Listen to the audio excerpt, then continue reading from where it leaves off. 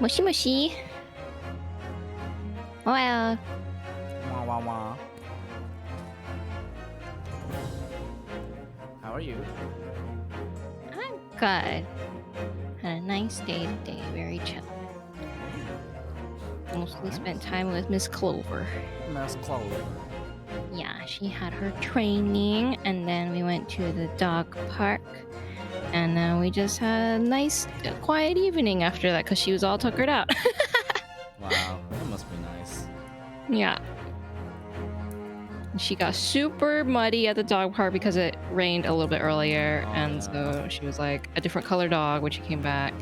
And so, we had to wash her off and then get her all brushed, and now she's eating dinner.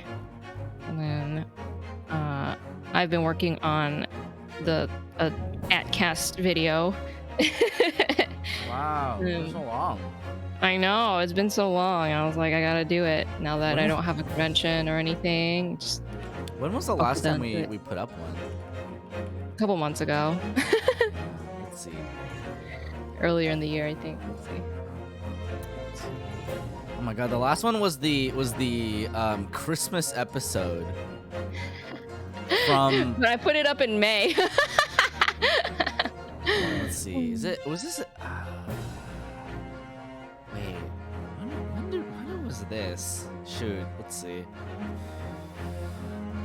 Let's open the podcast podcast thing. Episode list.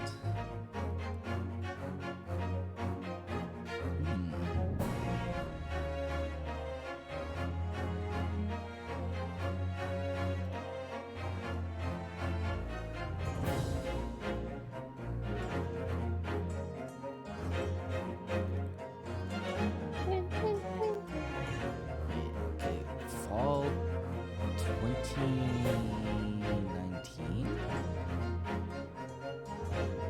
Spring, summer, fall. Okay, alright. No, it wasn't. Okay, it wasn't that bad. It's not that bad. It could be worse. Wait, when did this come out?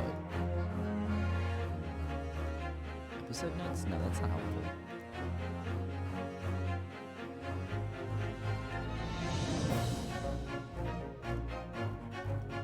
Published, let's see, December 13th, 2019. Okay, so like 2 years.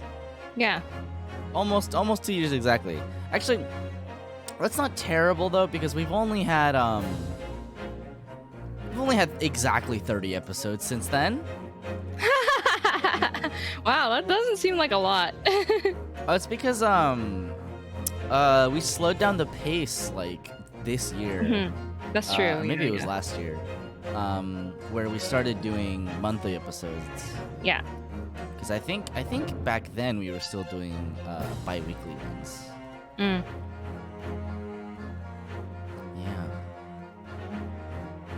Yeah, that makes sense. We had 2 episodes come out in December, so I think we were doing bi-weekly. Yeah.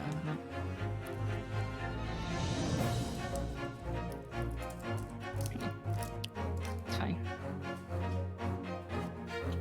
Why we're working on it. Yeah, they'll come out when they come out. I gotta think of a theme for the next postcard. Oh, that's true. That's coming up. Yeah, it's coming out.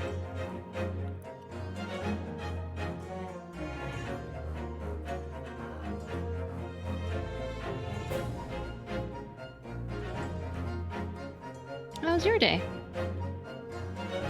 Pretty good. Mine was pretty chill. Pretty chill. You didn't have to work today?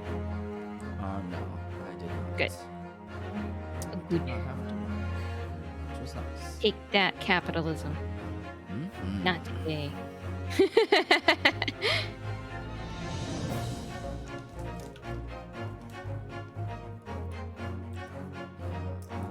didn't have to work, and I did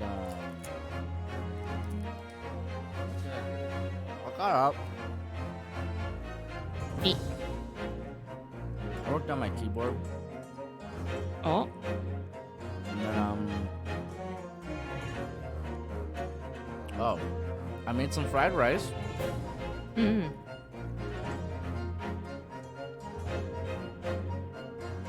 And then I sat down and watched some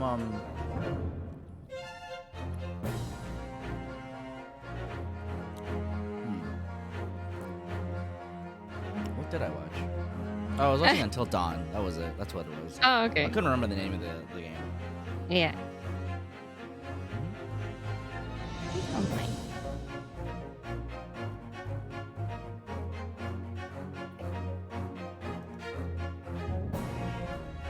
I like the tagline that you put. They're allowing vampires to be prosecutors now. Yeah. I like this case so far. Yeah.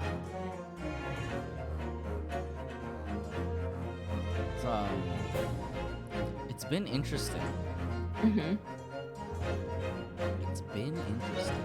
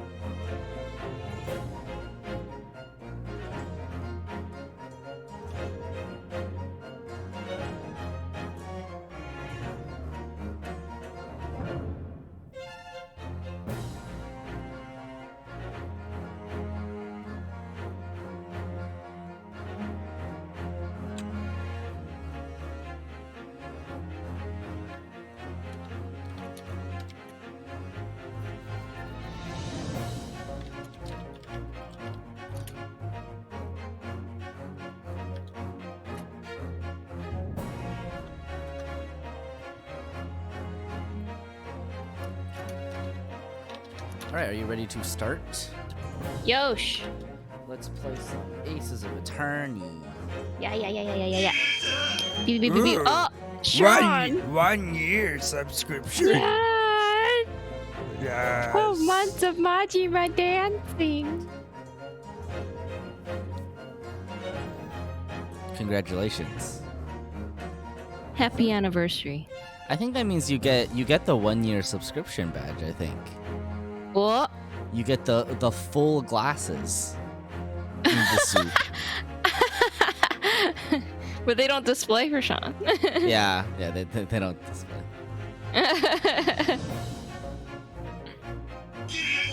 Oh my god. Oh my god. Yeah, all the subs today. Homma. Ha.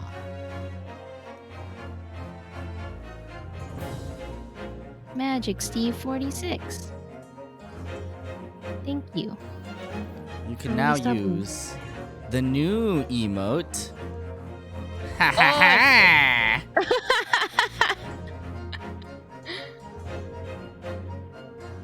Sugoi. Yeah. Brum, brum, brum. We left off so abruptly last time because like I was dying. We were all done. Oh god! Oh, we were just really in the middle of it, huh?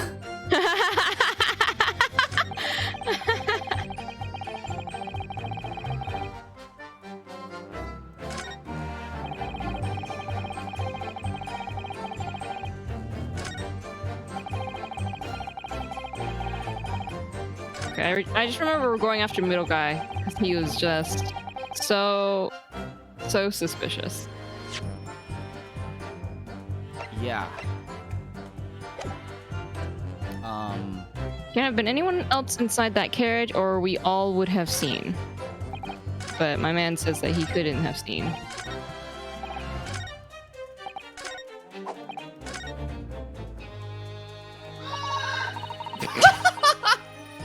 Sorry.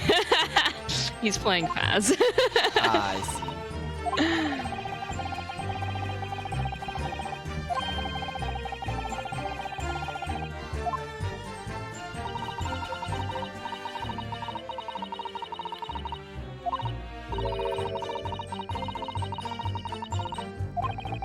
Mmm.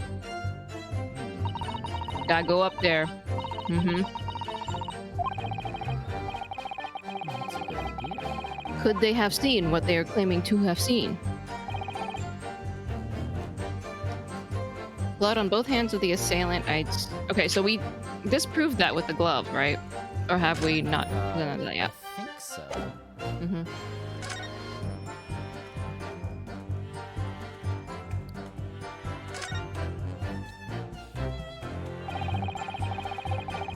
Mm. So whoever was, if anyone was sitting in the front, they wouldn't have seen anything. Yeah.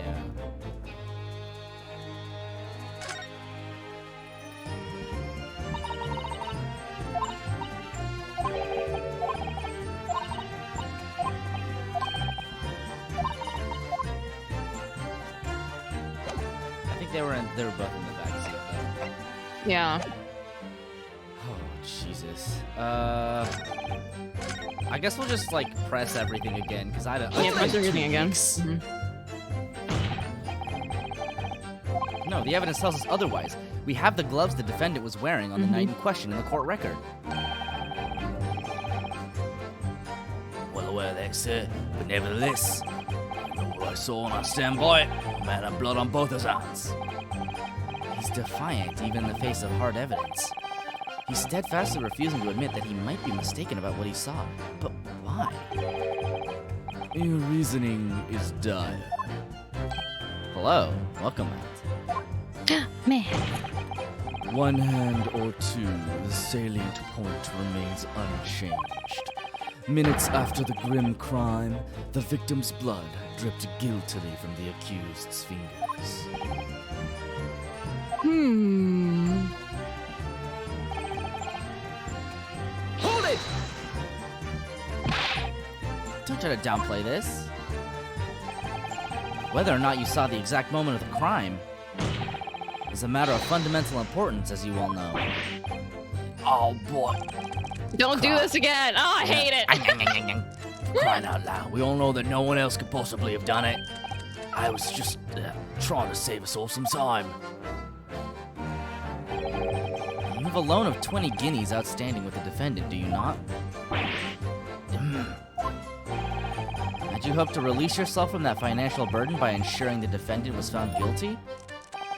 Well, that's not entirely what I was hoping for. I just lost a little guinea.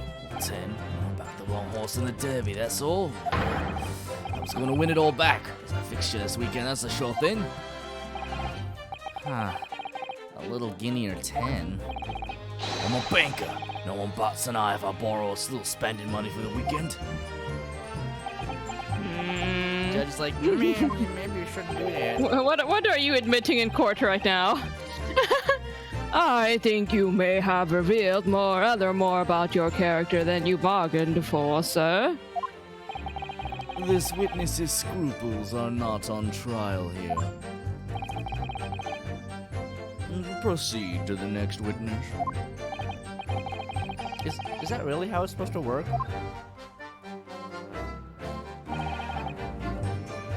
Hold it! You definitely saw that too? Blood on both hands? Yes, sir. I mean, I know what you're going to say. Only one of Mr. McGilded's gloves has any signs of blood on it. That's right. The thing is, as far as I remember, sir, when I looked down and saw Mr. McGilded sitting beside the other fellow, I don't believe he was wearing any gloves, sir. He wasn't wearing these gloves? Well, that's correct, sir. And I saw the blood on both his bare hands quite clearly. That seems like an important detail. Yeah, right? It's true that the dark colored stain on the dark leather gloves wouldn't have been easy to see. I should point out that the police officer who apprehended the accused on the night in question reported that there was no trace of blood on Mr. McGilded's gloved hands. There wasn't blood on his hands? This is puzzling indeed. What could this mean? This must be significant somehow, I'm sure of it.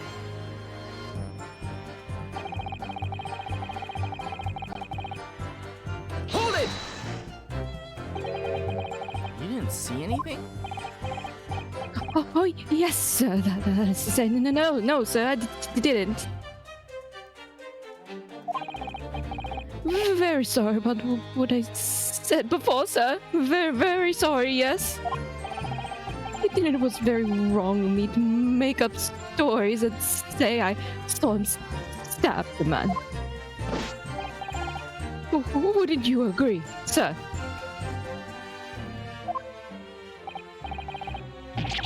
I know what you're insinuating, but I certainly wasn't making up stories.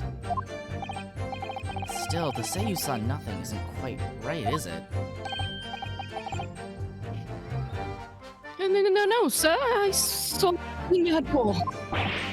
Mr. Beppo, you were driving your horses. At the very least, you must have enjoyed a good view of London streets, no? Awkward. Oh, please, you didn't even see that? I'm concerned. It was so cold that night, you see. It was all I could do to keep from passing out, sir. Yes, my head was fairly frozen solid. Sorry to say, sir. It would seem prudent to avoid travel on the last omnibus service of London's cold winter nights. Beppo!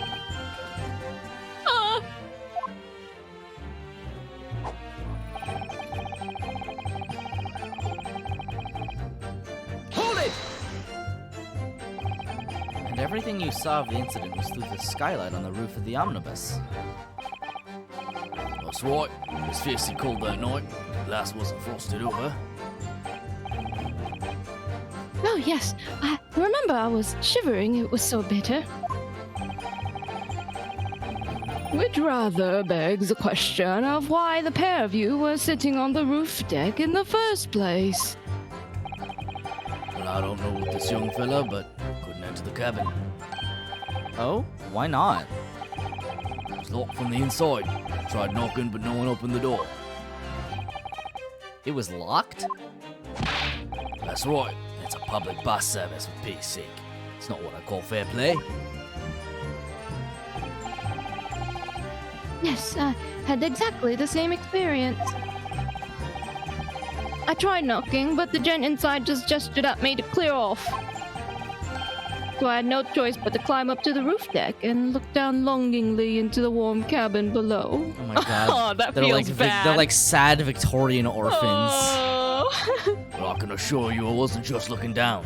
I was glaring long and hard. And that's precisely why I can tell you with absolute confidence. If there was anyone else at that hole, I would have noticed. Unequivocal, I would say. I'm not sure about these two witnesses. Could they really have seen everything inside the cabin through the skylight? They might not have been able to. Mm-hmm. Now, allow me to confirm one thing, Mr. Fairplay. You were riding this omnibus and witnessed the events in the cabin through the skylight in the floor of the upper deck. Is that right? That's right, yes. In that case, there is a portion of the cabin interior that would have been out of sight from you. Whoa! By golly, really? Obviously, at this stage, we can't say for sure. But the possibility cannot be denied. And, at the time of the incident, there could have been another passenger in the enclosed cabin of the omnibus. Objection! Enough hypothetical meandering, my Nipponese friend. Stop it! The prosecution demands that you substantiate your claims. After all, the scene of the crime is here, in the flesh. Very well. I will uphold the prosecution's demand.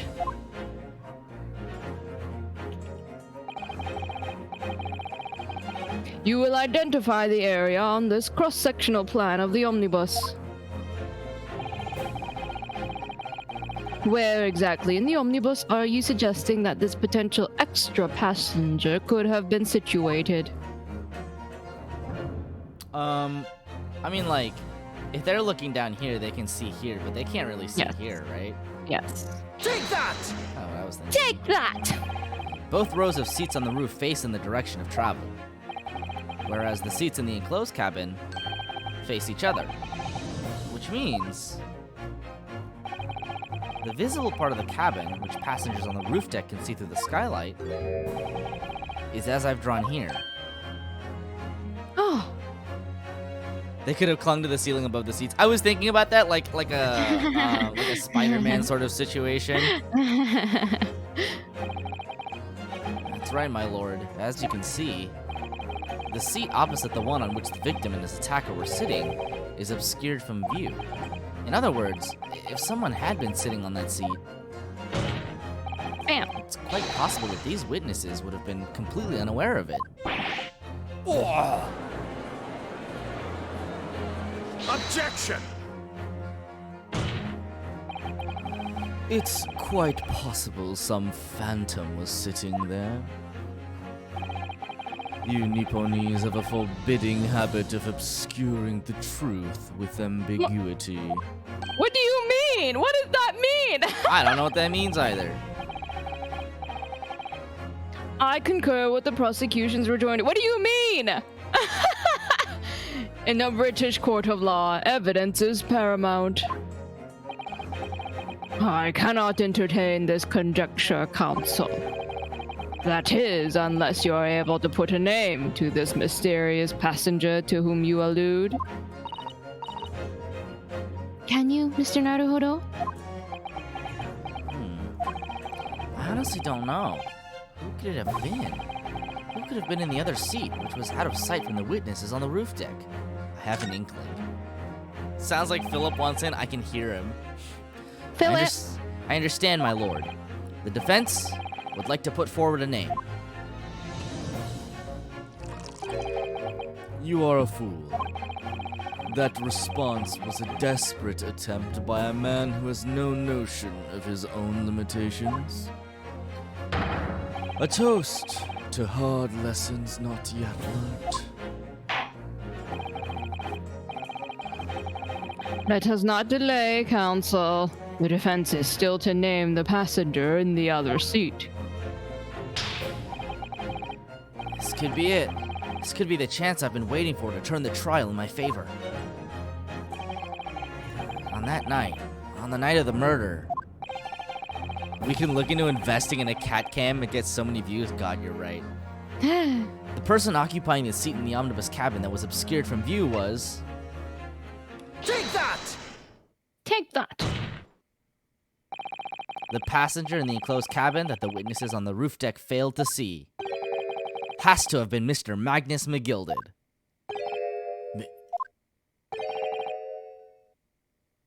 Mr. McGilded? What are you talking about, counsel?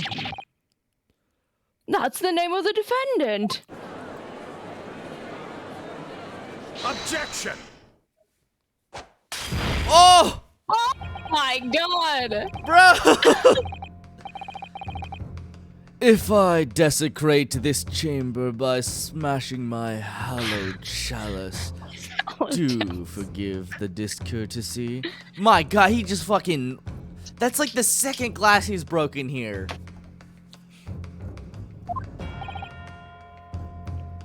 Lord Van Zeeks? How many of those does he have? Yes. He's like they just slide off screen. Yeah. People talk of those tiny island nations in the Far East as having a learning and culture of their own. But I see they use the terms ill-advisedly. How alcoholic is that wine? I mean, they probably don't have like standardized measurements at this point, so the answer is probably yes. The OG Gato. I hear that Gato was not as weird in the Japanese dub, that the translation kind of makes him a little bit of a woman disrespecter. Oh, really? Yeah. Why would they do that? I don't know. What are you trying to say? Let me explain in terms that even a student of an artless backwater such as yourself might understand. Jesus, please! Holy God, my guy. Chillax. When the bloody scene unfolded, the victim and his assailant were sitting side by side. Multiple witnesses have attested to the fact. It's the very premise on which this case is built. Objection! But that premise may be wrong. What? If the victim really was sitting beside Mr. McGilded, it creates an inconsistency that can't be reconciled in any way. What inconsistency, Counsel? You take it that this guy isn't racist due to the translation. I think this guy is just racist. The defendant's gloves, my lord. Both witnesses made the same testimony. They claim that there was blood on both hands of the person sitting next to the victim. Objection! Yet we know the truth to be otherwise. Only one glove bears the gory remains. Objection! The point is, even in the face of this irrefutable evidence, both witnesses have maintained their stance. Oh, yes, their testimony remains unchanged. Exactly. They both adamantly swear that they clearly remember seeing blood on both hands of the assailant. In short, their memory of events is correct, and their testimony reveals the truth. It was somebody else sitting beside the victim that night, a third party we have yet to identify. And the victim's blood was on that passenger's hands, both of them. Objection! And who was this third party? Obviously, the true culprit. Extraordinary.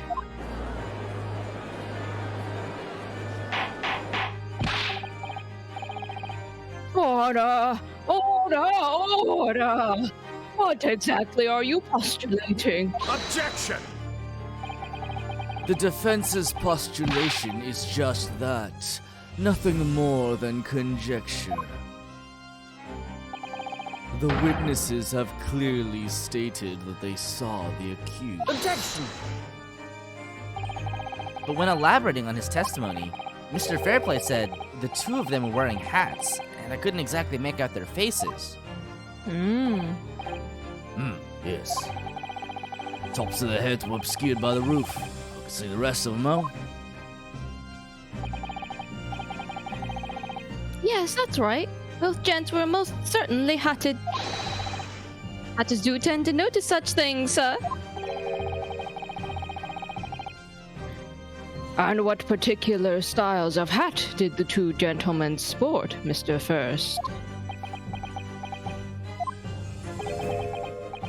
I'm afraid I don't remember. Some hatter you are. What a crock! And you call yourself a hatter? The gallery starts booing. The style of hat makes no difference. There was no third passenger in that cabin. How can you be so sure? Because if there had been, the accused, Mr. McGilded, would undoubtedly have offered to depose the fact. Unless, that is, you are proposing an even more preposterous explanation. That the accused failed to even notice the presence of the true culprit in the very cabin in which he traveled. It was Spider-Man. Blech! Huh.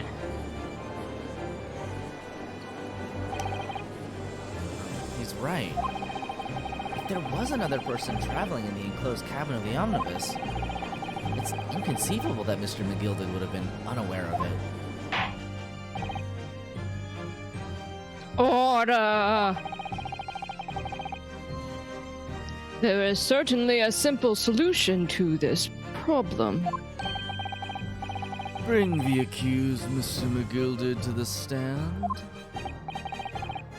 Well, what say you, counsel? The prosecution objects, my lord. On what grounds?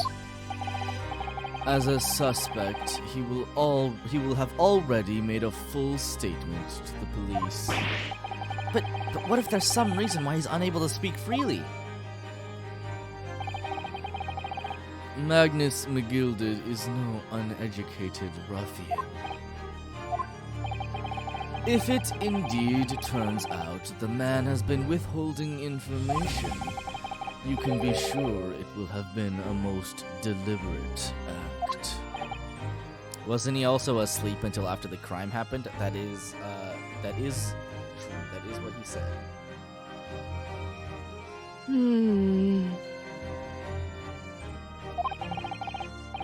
Counsel for the defense, what is your opinion? My lord, should we ask Mr. McGill to testify or not? I mean, we're getting nowhere with these suspects. So. Yes, we need to hear what he has to say in order to find out the truth. The defense would like to call Mr. McGilded to the stand.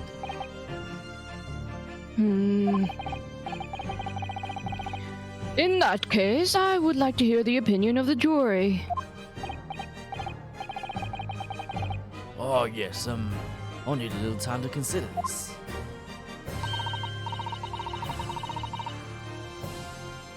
If you ask me, I think we should hear what Mr. McGilded has to say. Get the man out here, soy. It would be utterly illogical not to hear his testimony. When something needs doing, get it done. That's how I run things at the guild. Hearing what the patron of my favorite little park has to say? Oh yes, that would be lovely. Yes, the jury says the man must be heard. Very well, the court will hear the defendant's testimony. Bailiff! Show the defendant to the stand at once. Here we go. Now, maybe what actually happened that night will finally become clear. He sleep. He's like, I was asleep. Let proceedings be resumed. Mr. McGilded, have you been listening to the discourse of the day? To be sure I have, my lord. There are now two matters on which the court desires to hear from you. The first is whether or not there was a third party with you in the omnibus cabin, as proposed by the defense. The second is that if such a person were indeed present, why did you conceal that fact from the police? Begad, no, it is not in my nature to hide anything at all. Just answer the questions, please. The truth of the matter is, I've been desperate about this all along. Do I tell you all or keep me mouth shut? Tell us what, Mr. McGilded? The fine fellow representing me is absolutely right. In a carriage on the night with myself and the other man, there was another passenger. It's true? Aye, and 'twas me who helped the little urchin get away after it all happened. You... What?!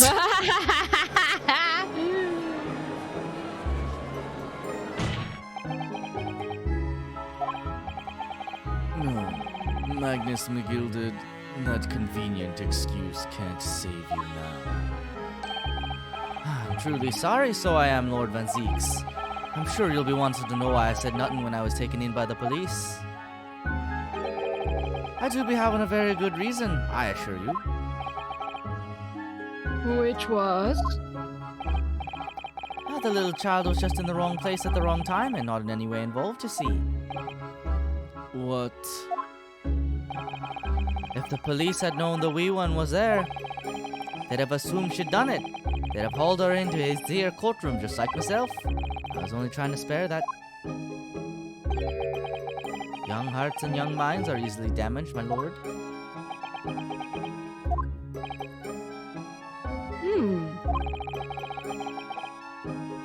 And who, young child of whom you speak? That, I don't know. You don't know? Aye, well, the wee thing just happened to be in the carriage that night. Never saw her before or since. Objection! We have absolutely no reason to believe this man. The prosecution calls for the witnesses' statements to be disregarded by the court. You know, I wouldn't be surprised if the urchin isn't here in this courtroom as we speak, listening to the proceedings. What? Ah! Bro, what? Smoke! Oh, fire! There's a fire! Look, someone's trying to get away! After him! It's no use. I can't see anything through all this smoke. What is going on? Be careful, Mr. Naruhodo. Cover your face. Bailiff, don't let the accused escape. Secure the omnibus. Secure the omnibus? Omnibus? You gonna ride out on it? I hereby call an emergency recess. Bailiff, ensure the defendant is in custody and clear the courtroom. Are they worried he's gonna ride the bus out? That's what I'm wondering. I think it would be pretty metal. It'd be so fucking funny. We were hurriedly removed from the smoke-filled courtroom by the bailiff, amid scenes of chaos as people stumbled over one another in their desperation to flee the chamber. We had no idea what was happening. All we knew was that, for the time being at least, the trial was suspended. Bro, what the fuck? Jiminy. Obviously, we're gonna save. Come on. Yeah. Short stream. Wow, good job. Good job, Renu. Yeah, we were pretty close to the intermission. I had a suspicion. I just didn't know how long. 18th February, 12:52 p.m. The Old Bailey defendant's antechamber. What on earth just happened? Mr. Naruhodo, I've managed to find out what happened. Miss Susato. I was told it's an advanced form of smoke grenade, a type of exploding device that releases smoke. A smoke grenade? It sounds like the sort of thing ninjas use. Yeah. They're just making sure that everything is safe now. I think the trial will start again before long. But who would have done something like that? The police managed to catch someone who was trying to flee the courtroom, apparently. Maybe if you're trying to flee the courtroom, don't throw a smoke bomb. Hacha! Flee the courtroom? Why? Well, it's a young girl of around 15, I hear. A young girl? Then could it be the other passenger that Mr. McGilded was just talking about? My thoughts exactly. So he wasn't lying. Oh, what's become of Mr. McGilded, actually? There's so many things I need to ask him about, but he's not here. I think he was summoned to the prosecutor's antechamber to answer questions.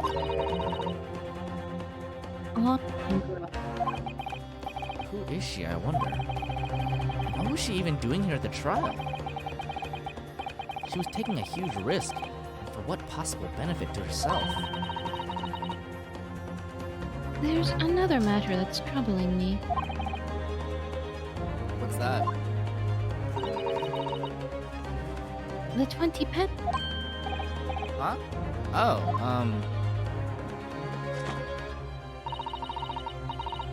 According to the coachman, Mr. Beppo,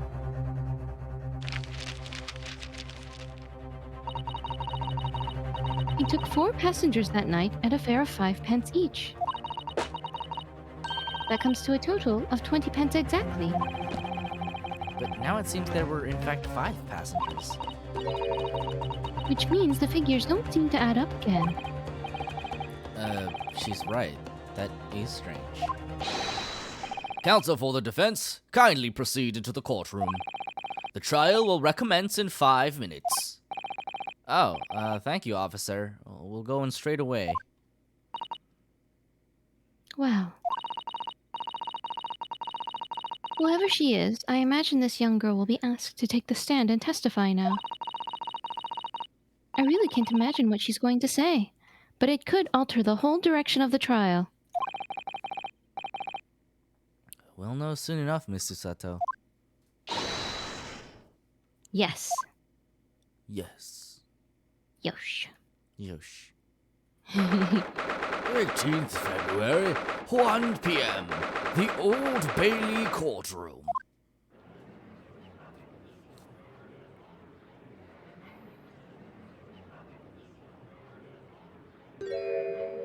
Hello? There's a young girl next to Mr. McGilded. Look. She must have been the one who caused the disturbance before. Well, after that rather eventful recess, the court will now resume the trial of Mr. Magnus McGilded. Now then, Lord Van Zieks, My lord. I believe you have established the cause of the smoke which veiled proceedings earlier. It seems to have been an advanced form of smoke grenade, the sort typically employed by the army. Good gracious! The army! What in the devil's name? It was an elaborate attempt by a young girl to cloak her escape from the public gallery, but she was caught. And now occupies the stand. Your name, girl? Are you responsible for the smoke grenade which induced such pandemonium here in my courtroom? Pretty sure that's its own kind of crime. What is the meaning of this deplorable behavior? If I may, my lord. Yes, Mr. McGilded. I think perhaps I ought to explain here why it is that this wee lass here was in the first place and why she tried to bolt like that. 'Tis all tied up with the events of last night, so it is.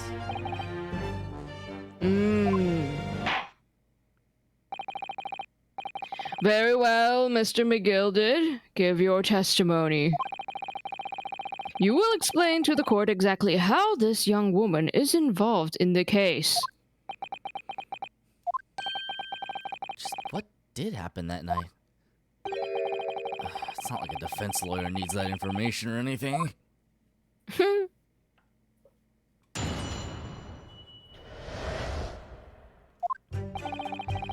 On the night in question, I took the back seat in the omnibus and promptly nodded off. Then, begorra, a loud thud and a wee scream woke me up with a fair start. There was a fella collapsed on the floor at my feet, so I sat him up on the seat across from me, and I turned to find out where the scream had come from. Bless my soul, what did I find? There was a child in there, all curled up in a ball, hiding her wee self away.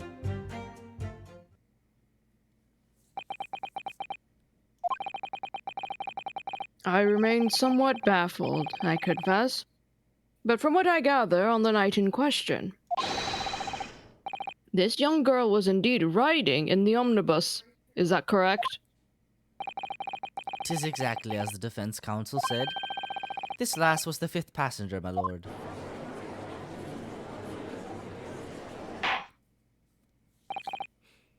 Very well. The defense may now cross-examine the witness. Are you ready, counsel? Yes, my lord. Or rather, no. I have no idea where to start. Look at this man's face. He's so lost.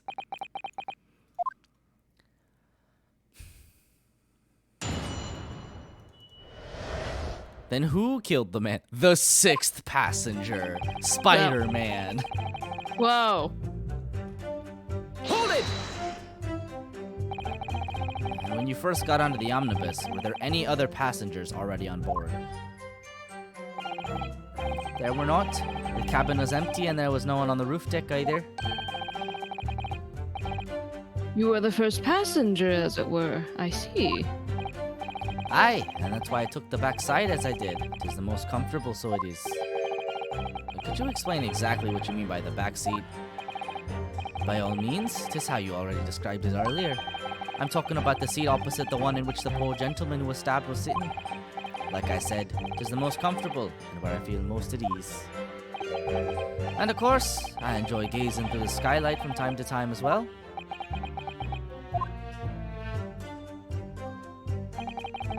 Is that for me?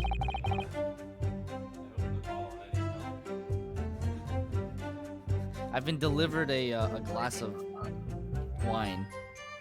Oh! That's how they're gonna start redeeming the chugs. It is an elaborate ploy to bring a hallowed chalice into this streaming office. Please do not smash it against your lamp. Oh my god, that'd be terrifying. Hold it! A loud thud, you say, and a scream. Aye, that's right. How can I explain it? It was like the sound of someone falling to the ground. That sort of noise. So you think it was the sound of Mr. Mason falling to the floor, having been stabbed?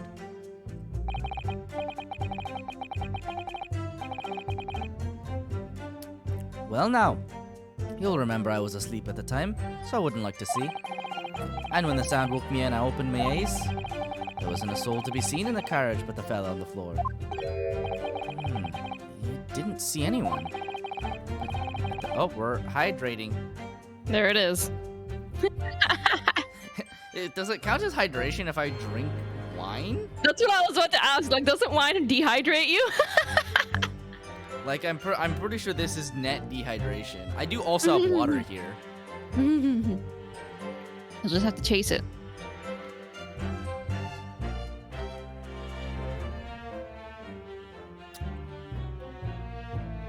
Intriguing. Drink the fucking water. Bro, don't test mad. But at the same moment, you did hear a scream? Ah, from the seats above you. Roof deck, I presume. Not above me, no, my lord. It was from inside the cabin.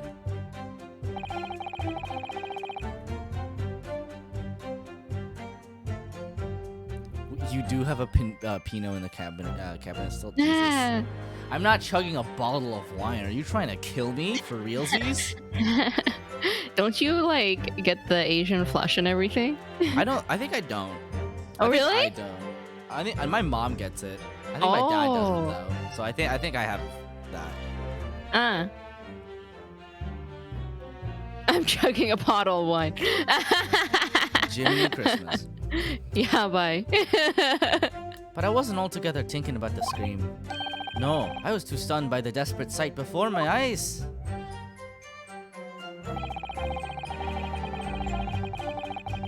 Hold it! You sat him up? The victim, you mean? That I did, on the seat across from me, as I said. I could plainly see the poor devil was already gone. But you wouldn't leave a dead man just lying on the floor now, would ya? Quinn's helping. 'Tis common courtesy, so it is. I find that a little hard to believe. Ara! Lord Van Zeeks. Now, why would that be? You wake to find a man lying dead at your feet in a carriage. Any normal person would hail the cabman. Any upstanding member of London society, that is. Wow. Oh, You can't just got keep your called out. racism. You can't keep your racism contained to just the Nipponese. You gotta extend it to the Irish that you've also like subjugated and imperialized. Come on, man. Well, now, as you know, I'm in something of a special line of business. The business of lending money at exorbitant rates of interest. Unfortunately, my lord, not everyone is thankful for the help I offer them, and some would even see me dead. So I do try, where at all possible, to avoid getting myself in a tangle with trouble. Are you suggesting that you were just gonna leave the man there? Heavens alive, no! I was always intending to report it, so I was. Only, had a mind to find out the whys and wherefores first. The whys and wherefores? Right you are. There were some details I wanted to understand before anyone else got to meddling. That wee scream I heard, for example. Wouldn't your good self do just the same? Yes, the scream he says he heard at the same time as the thud of the victim collapsing. It is kinda sus. Hold it! I'm afraid I don't understand. I'm sure you told the court that there was no one else in the carriage except yourself and the victim. So I did, sir, so I did. As far as I could see, that is. What do you mean by that? Well now, 'tis a queer thing. The wee scream I heard as I woke up. It came from, if you'll excuse the vulgar expression, under me backside. Huh? Huh? Good gracious! Under your backside? And when I lifted the seat on which I'd been sitting, I found there was a wee cubbyhole there for storage. Mr. Naruhodo, we can examine the omnibus ourselves, remember? Yes, of course. The whole bus was submitted as evidence. This would be a very good time to have a thorough look around inside. And that's when I found her.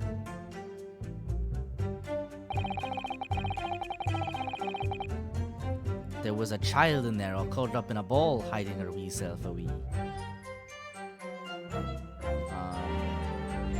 Let's see. Let's examine inside again. Mark.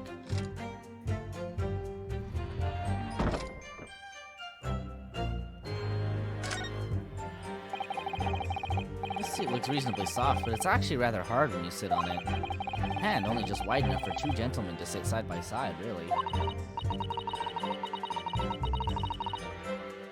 Of course, an English gentlewoman would be dressed in such finery. It would be quite impossible for her to climb up to the roof deck, so she would have to be seated in here. A woman in a kimono would have the same problem. Women's clothes are very impractical, aren't they? The seat has a handle, it seems.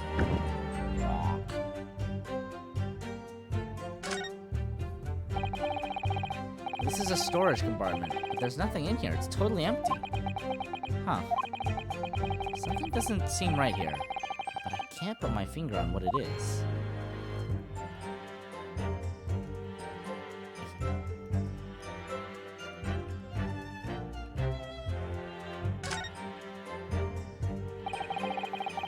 That's blood that's soaked into the seat. The victim's obviously. We've read this.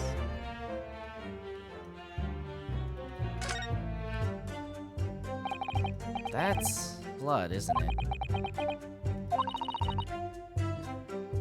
Is something wrong? Oh, it's just, well, this bloodstain is so obvious, that's all. And yet, Van Zeeks has made no mention of it. I suppose that does seem strange. Why do I have such a bad feeling about this? Wasn't there there a bunch of stuff in here earlier? Yeah. It was like stuff from the coachman. Hold it! I guess. You say she was hiding herself. Aye, that's right. It was hard to see in the dim lamplight, but she was all curled up in a wee ball. When our eyes met, well, me heart nearly stopped beating in me chest. Ugh, you're really overacting this. Still in all, I pulled her out from under there and sat her on the seat opposite so I could have a wee chin wag with her. The seat opposite? That's right, just next to the dead gentleman there. You sat this young girl next to a corpse, sir? Well, as I'm sure I mentioned, a gentleman in my position can all too often find himself in mortal danger. So, I needed to find out just who this urchin was, you see. And while I was in the middle of talking with her, I heard another scream. A fella's voice this time.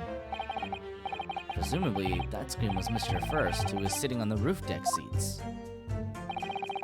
Right you are again, I would say, sir. Looking down through the skylight, he must have seen this young girl and a gentleman with a knife in his belly. In other words, the previous witnesses did not, in fact, see you at all, Mr. McGilden. What they believed to be yourself and the victim was, in fact, this girl and the late Mr. Mason? Aye, my lord. I was, as I think everyone understands now, sat at the back of the carriage out of sight.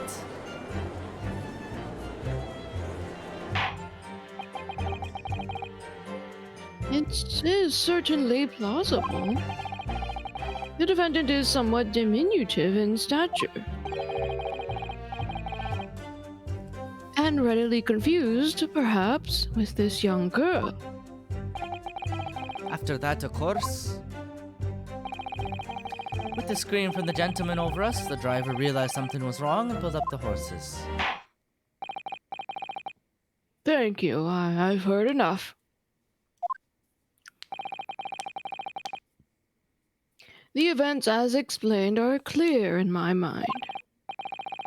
However, at least one conundrum remains. Who is the girl? Her name is Gina Lestrade, my lord. Oh, Lestrade! Oh. Let's go! She's a chancer. Earns her crust among large crowds or leaving people out their purses. What's commonly called a pickpocket. What? This girl here? A petty thief?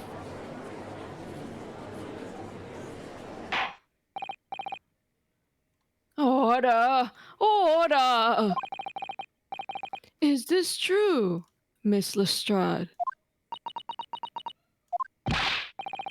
Miss Lestrade, you will answer the question. Oh my god!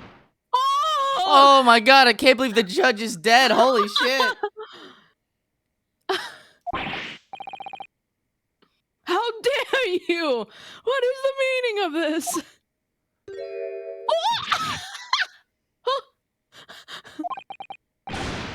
The girl! She's gone! Open your eyes. Oh my god. How good is your Victorian orphan voice? Oh, jeez, Louise. Not very at all. I'm over here. Good gracious. How? What was the point in that little sidestep? I know what you are thinking. Grown-ups all the same. This dirty little dipper, you'll say, slipped up and got caught up in the job. She got herself backed into a corner, so she knifed the gent. Go on, that's what's in your heads, isn't it? No, not at all. This is a court of law. We're here to determine the truth, not. Oh no. Oh, please. Ah!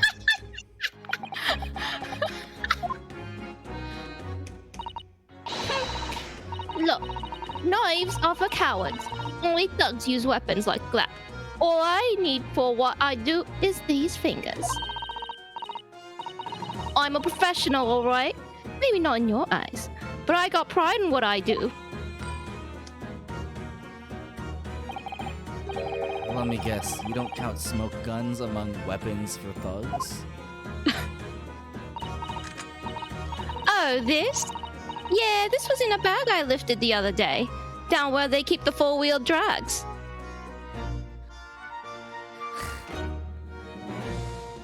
This was definitely stolen from one Mr. Herlock Shomes. It's nice, isn't it? I like the pink best. Ah! Do not wave nothing in my direction again. So, you know what, man? I need a drink too after that. You got another hallowed chalice. It's the third hallowed chalice. God damn. You admit that you were riding the omnibus on the night in question?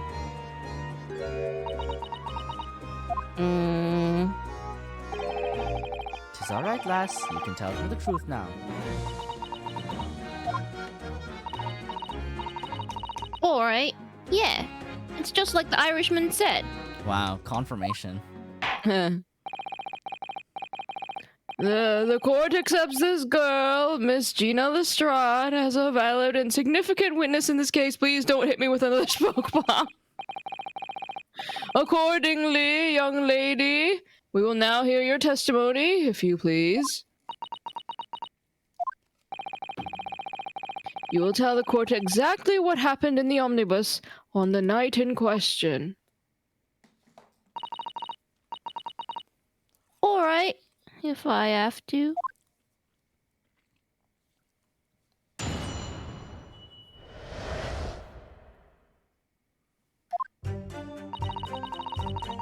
So I snuck inside the carriage before they hooked up the horses, just like always.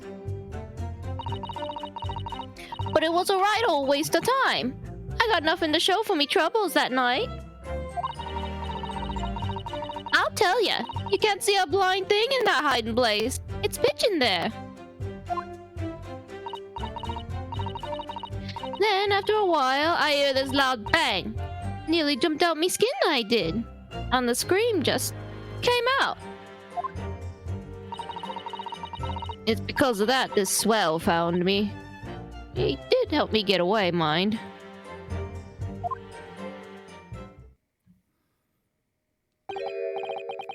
Yes, he let you go.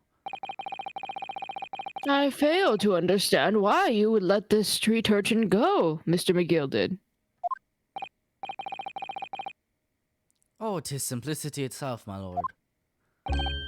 You see, she couldn't possibly have killed the other passenger. I knew that for a fact. How? As I'm sure I said before, sir.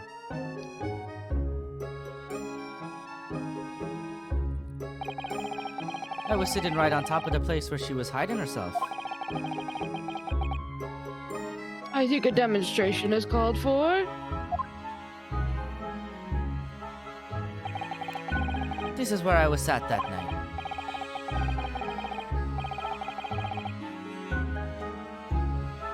And the cubbyhole of which you have spoken is underneath this seat, I presume.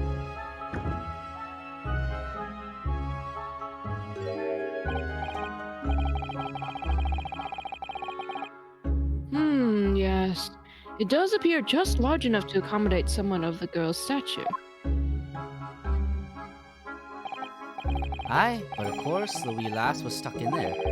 Because I'd parked myself on the seat for the duration. Ah, So you see, that's why I let the lass bolt. I knew that if the police found her there, they'd automatically assume she'd done it. But I couldn't live with myself if a young life was ruined all the time I knew she was innocent. even though you must have realized your action would result in your own innocence being called into question. Not at all, my lord, not at all. I knew in my own heart that I was innocent. So I thought it was worth taking a punt in my own good name for the sake of this less fortunate lass. My goodness. Wow, he's running a PR campaign right in the middle of this courtroom. What a perfect gentleman. My lord, this fine example of a man cannot possibly be guilty of a heinous crime like this. Man, he's I'm- winning their hearts. Ashamed of myself for ever doubting you, sir. Ah. Oh my god.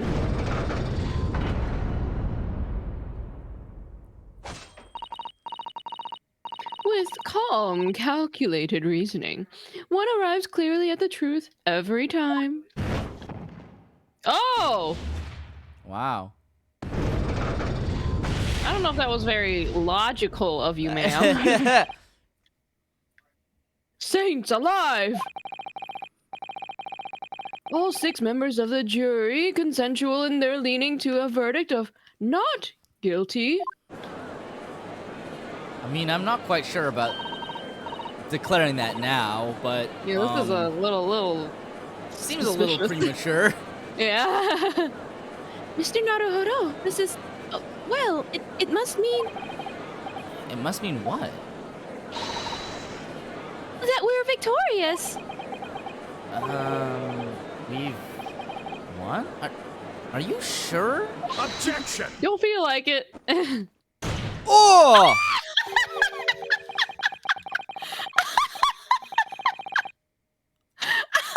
Bruh.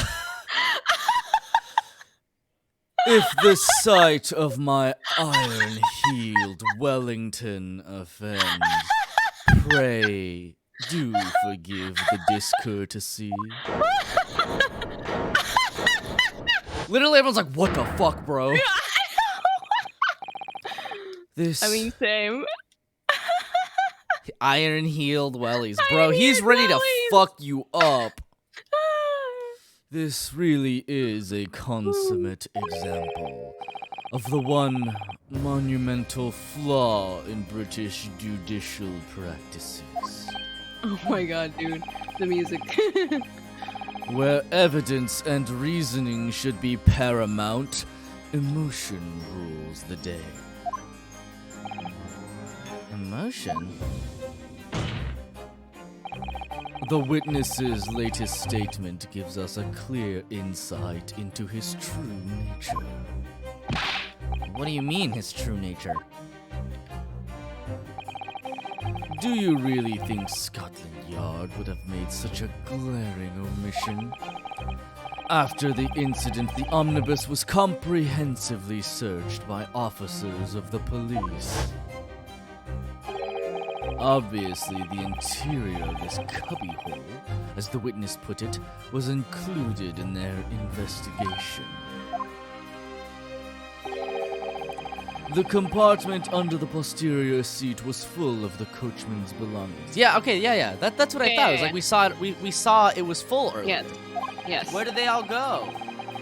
Lawyered by Dave Ballerina. It's noted in black and white here in the police reports. Good lord.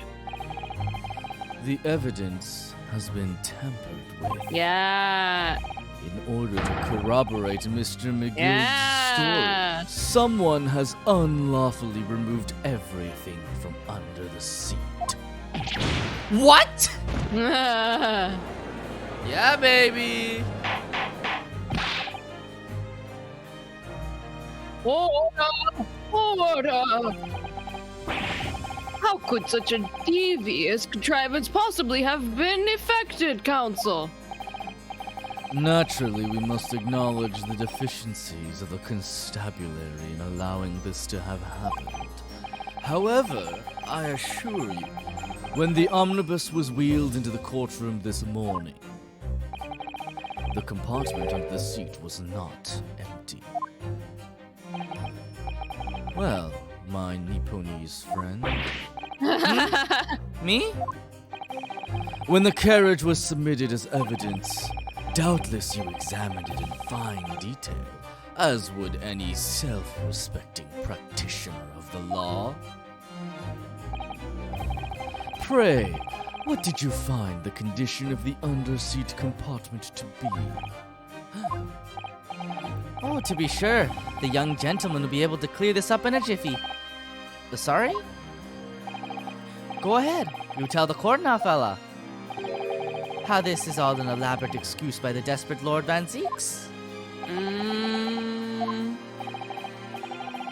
Well, counsel, do you have something to say on the matter? Listen, he would be able to better corroborate if you weren't freaking racist to him this whole time. Right?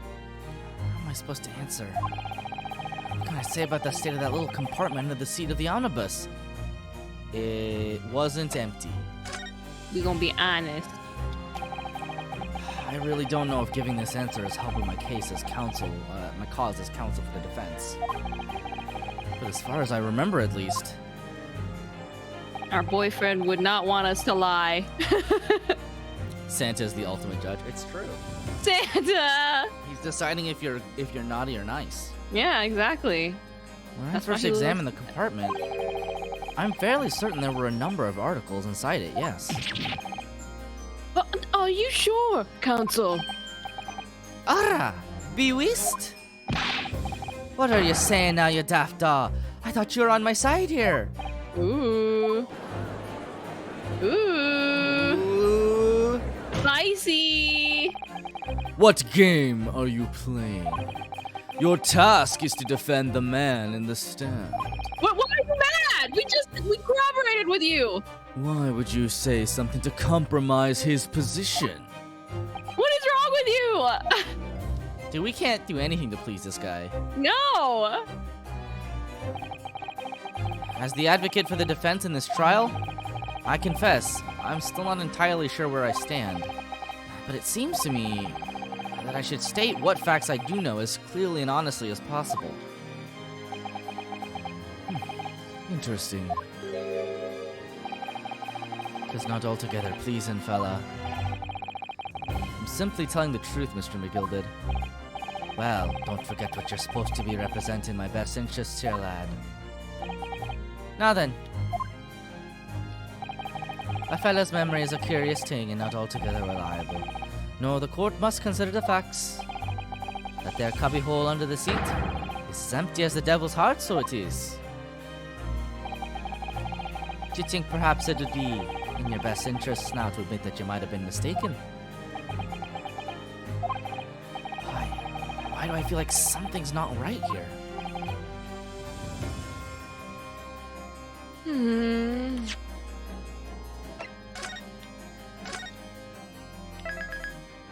Beep, beep, beep, beep.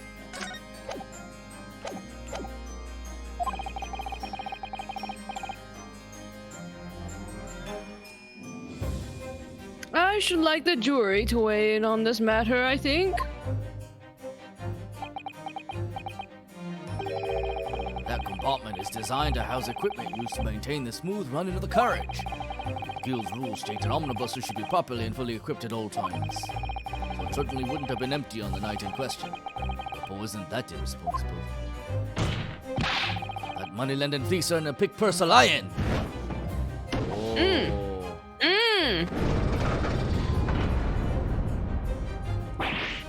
Yeah. I can't believe that I was nearly taken in. Stinking rich are always stinkers. Nothing but cowards, a lot of them.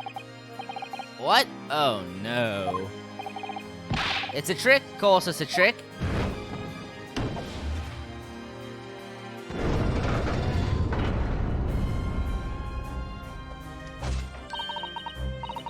Quite so. I must concur here.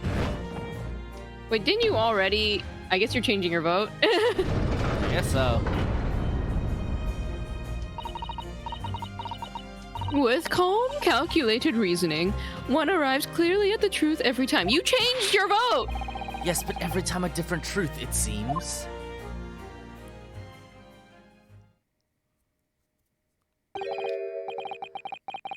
My lord, I humbly exhibit the scales of justice. Clearly, a verdict of not guilty at this time would be wholly inappropriate. Thank you, counsel. But before we proceed any further, there is the matter of the outstanding cross-examination.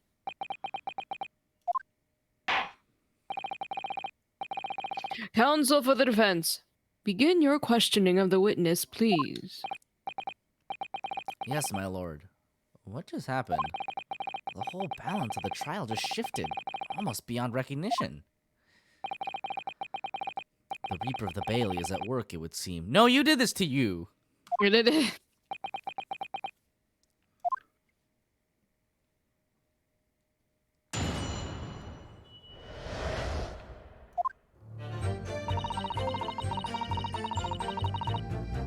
Hold it! So, you were already in the omnibus before it even set off on its run.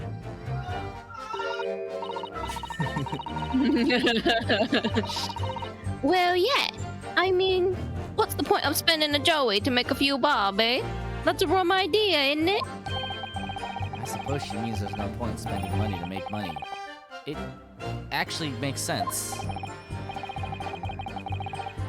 Counsel, may I remind you that this girl is a petty thief?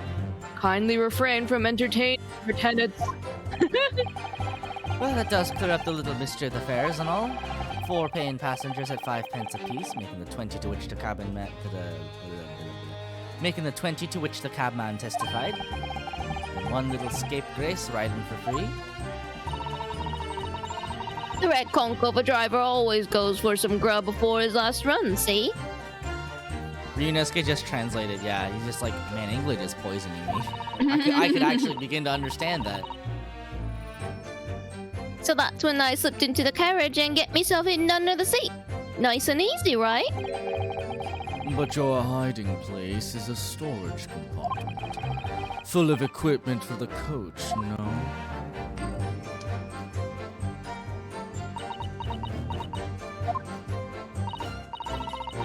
Yeah, there's brushes and buckets and whatnot in there, sure.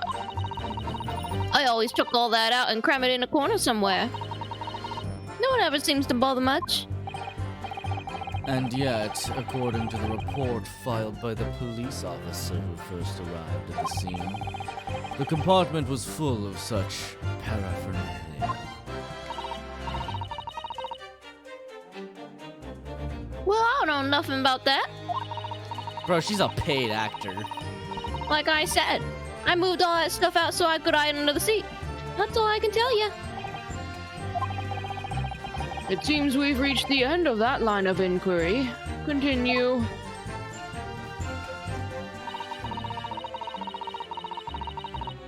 Hold it! A waste of time. Why is that? Well, most nights I'm on my own and the God permit at least some of the time. I beg your pardon. Did you say God permit? God permit?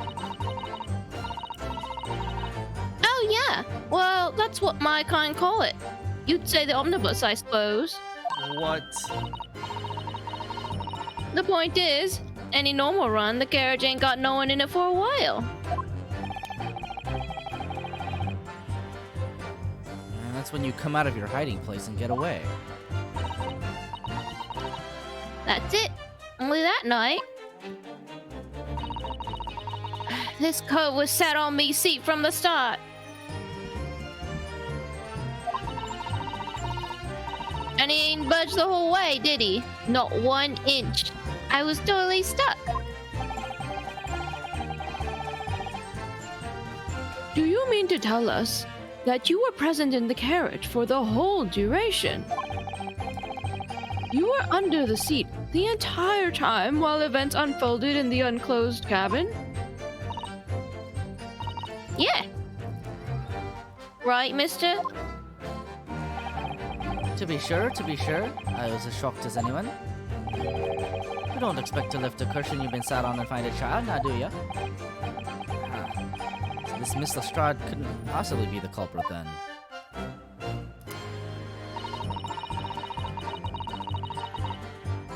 Hold it! So you couldn't see out into the cabin at all. Not a jot. Most days I push the cushion up with me head and look out the crack. Then I can have a butcher's at who I'm gonna fiddle. I thought you were a pickpocket, not a butcher. I mean, I can have a look. The seat I get under ain't as plush as the other one, see? So most of the time, the passengers just plant themselves opposite. But for some reason that night, this here Irishman spent the whole journey right over me head. And for that reason, you weren't able to push the cushion up to peek out. I see.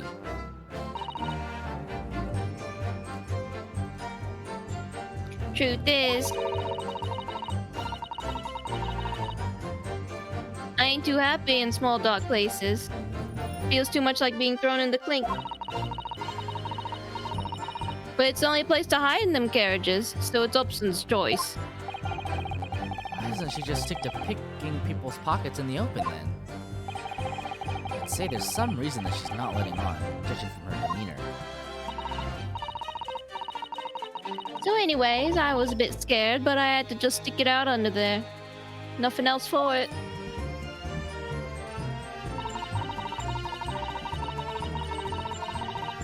Hold it!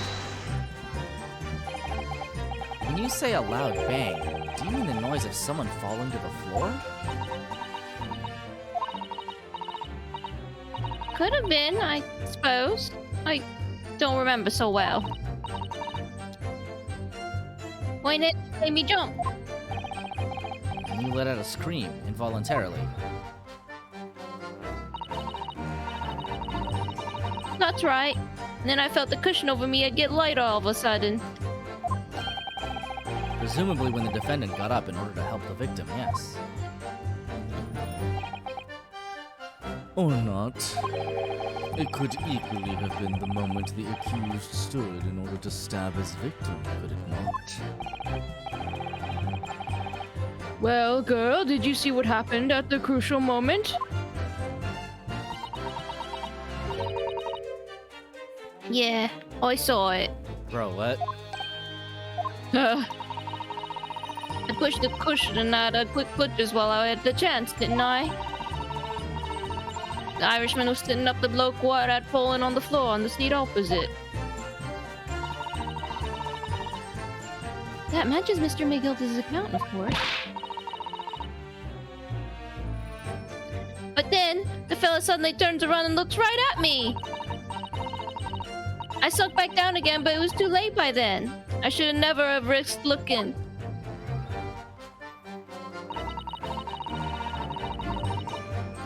Hold it! And when Mr. McGilda discovered you, he pulled you out from your hiding place. I was scared stiff, I was. He dragged me out and set me on the seat and all. Next to the victim, Mr. Mason. Yeah. The bloke got a knife in his gut. He was still bleeding.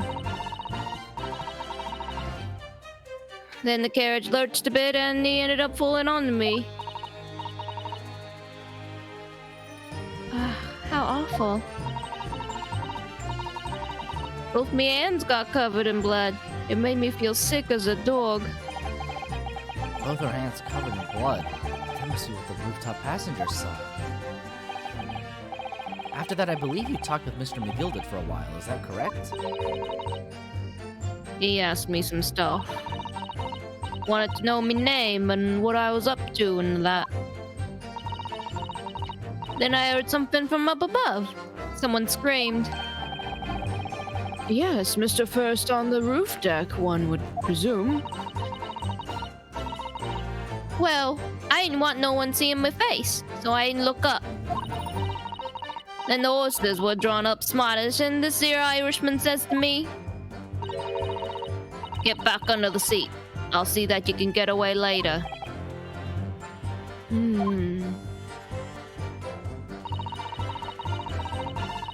All 6 members of the jury had decided the defendant was innocent.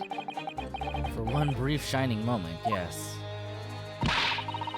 It's clear that they are all still very unsure.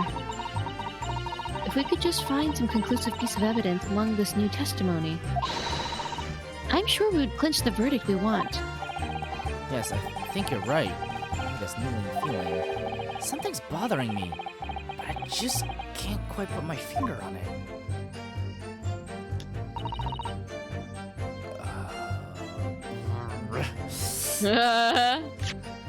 Now comes the hard part.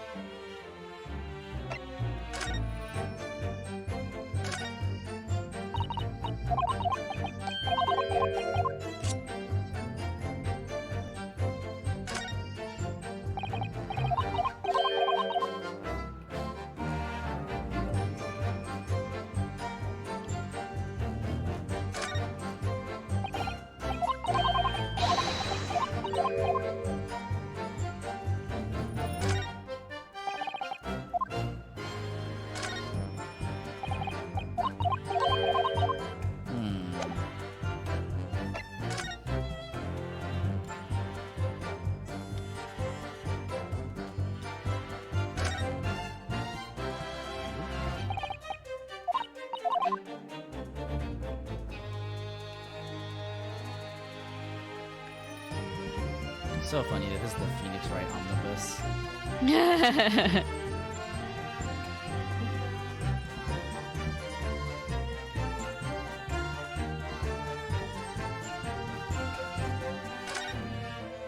Are there any more clues we can glean from inside?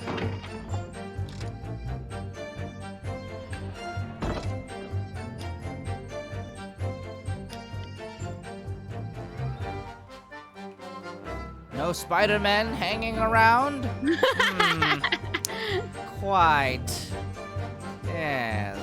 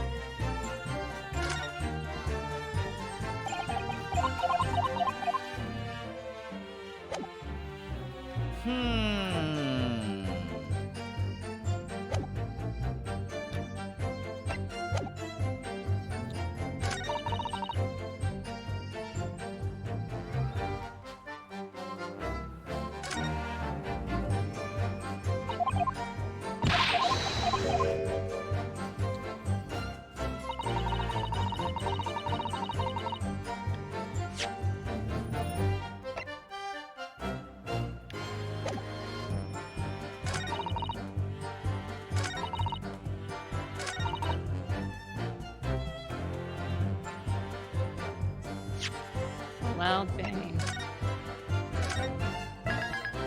We'll just drop a little save here in case we piss away all our life points. Very possible. Yes. Heard a loud bang, nearly jumped out of me skin I did, and the scream just came out. Like, the only guess I have is like the is just like presenting the omnibus and just being like, well, there were people here. Wouldn't they have heard the bang? Wouldn't they have heard her scream? Right. Yeah. Like that's what I'm thinking. Objection! Would it? The game doesn't I don't- think so. Yeah. I think in that case, when you present like one of the witnesses instead. Oh, that's true actually.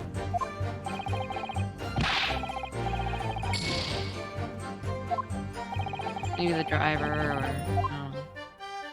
Yeah. or fair play or first. I always forget we can present the. I don't know if that's what we need to do, but Wait, can we actually?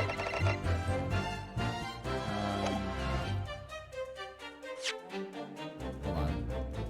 we were able to look at their profiles before. Court record, people evidence.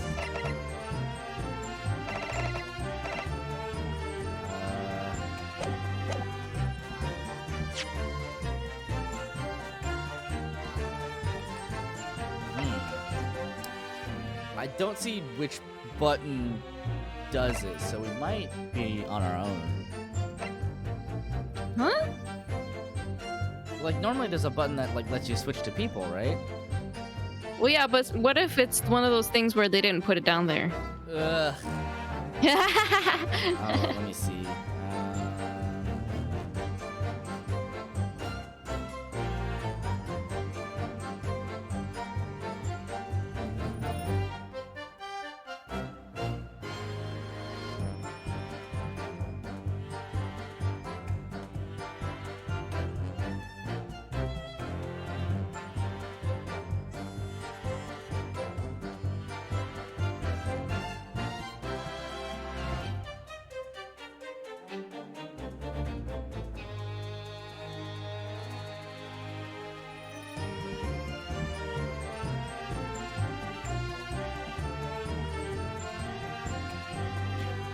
Gwen wants to know if you want more wine. Do I want more wine? I'm okay. For your hallowed chalice. My hallowed. Hmm.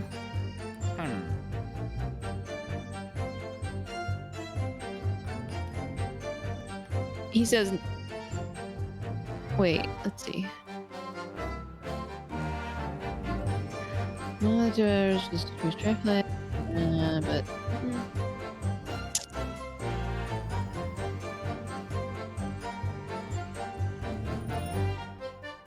Steven's trying to be reassuring and drinking. You don't have to drink if you don't want to, Gwen. Oh, Soupy said that they're okay on the wine. Their hallowed chalice is probably fine. My hallowed chalice is perfectly fine.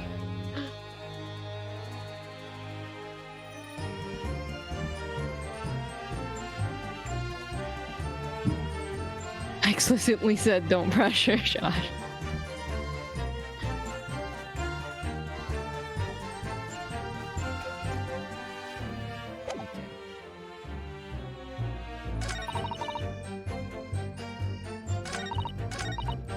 Okay, well, there's another thing we can do. Okay.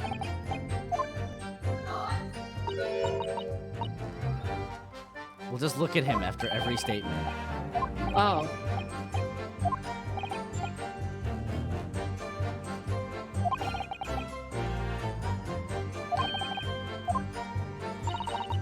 But don't they usually do a little exclamation point if there's something there?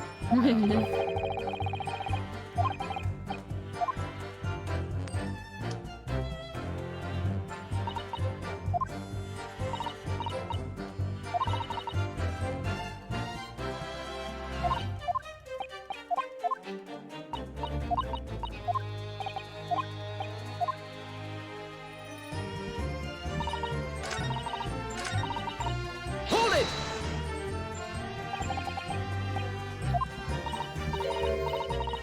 You're arguing in a Twitch channel thing. Sometimes it's like that. You start the argument somewhere, you gotta finish it there.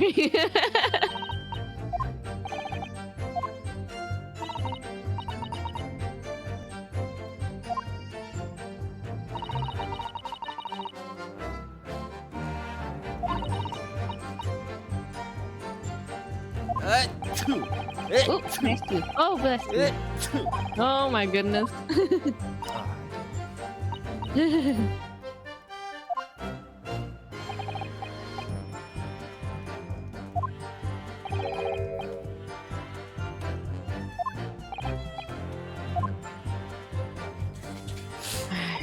Well, we gotta find some kind of contradiction. Stephen plugging one.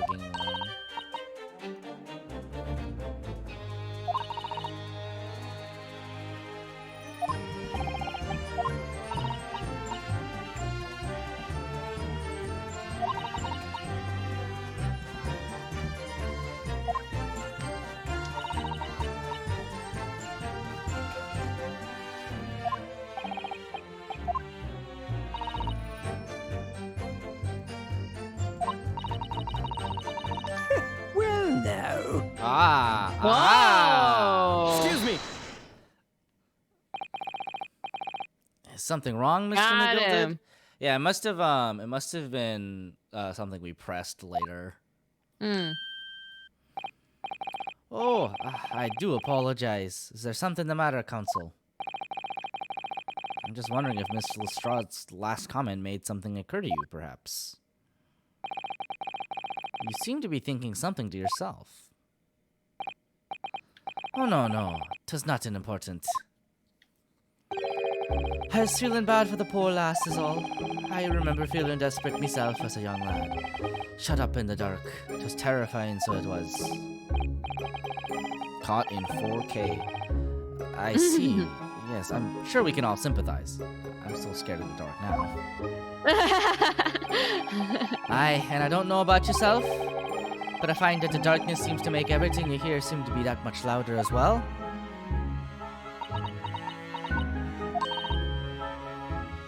Yeah, Wow. I suppose it does. Maybe. Miss Lestrade, did you hear something that night? Anything? An unusual noise, perhaps?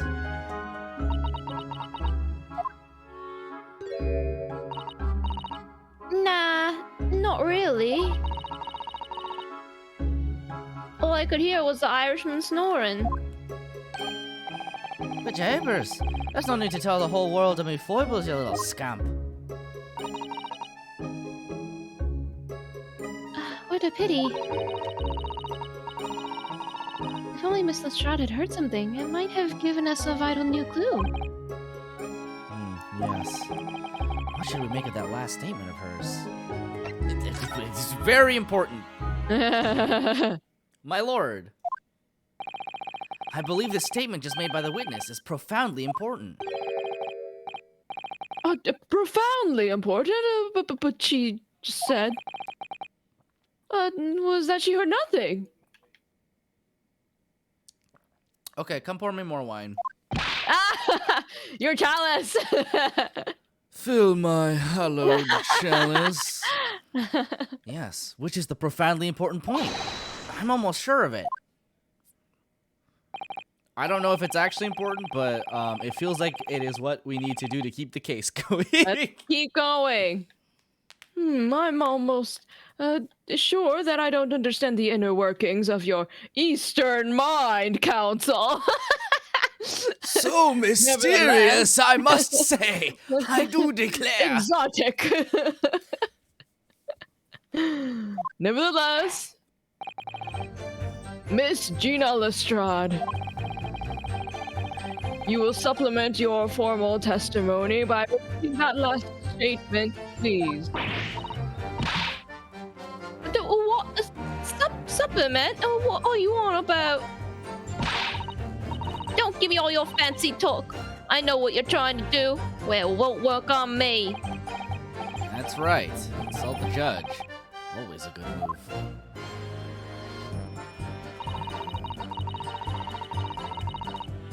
I was straining my ears to work out what was going on, but all I could hear was snoring. Hold it! So, you were straining to hear what was happening the entire time? Since the moment you hid yourself? Not exactly, no. Sorry? Well, there was no one in the cabin to start with. I could just push the cushion up and have a butcher's to see what was what. But then when I got the swell getting on, I got me head down so you didn't notice me.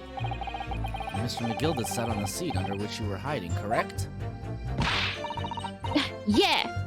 Would you Adam and Eve today? What a mug. So then all I could do was listen. I was waiting to jump out of there as soon as I heard him leave, see? But would he? Not likely. Even though we had stopped here and there, I never heard the door open. So I just had to stay put and listen to him driving his pigs to market, snoring like an old dog he was. Are there any conclusions we can draw from that, I wonder?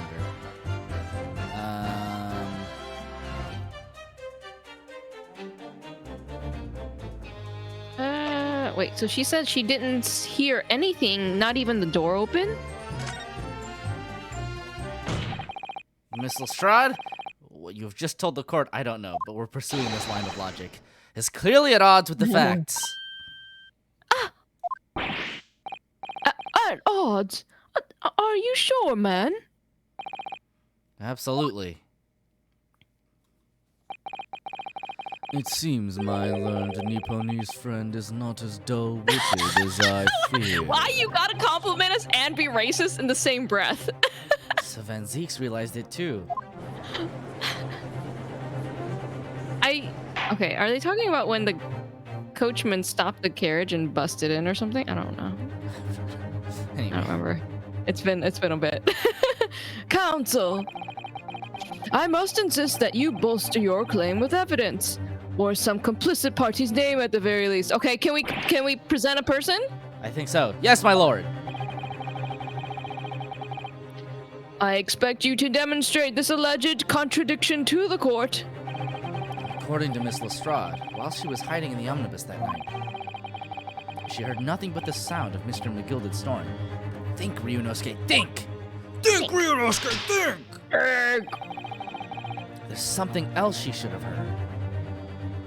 Yes. Oh, yeah. Ah! Very well, my lord. Allow me to elaborate. She should have heard a scream! On a particular sound that Miss Lestrade could not have failed to hear on the night in question. Yeah. It's very clearly explained by the presence of the following person. Yeah. Take that! Him scream. Oh no. Let's see. It would seem phantoms are at work again. This time in my Oh no. Nipponese friends. Oh no! Okay, so it wasn't the scream. What sound would they have heard? Oh. Oh no. The sound of your death. Yeah, would it be the stabbing? I guess so. Maybe we should save. If you can. Baba. Something else she should have heard. Oh, good. What can say? The stabbing? Maybe it's the stabbing. It might be the stabbing. Let's see.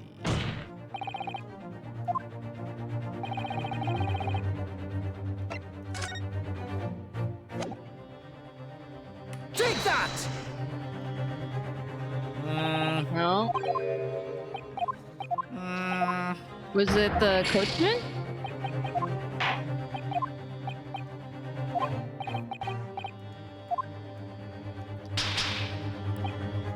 Clap, clap. Yeah, see, when you can present people, there's like a thing.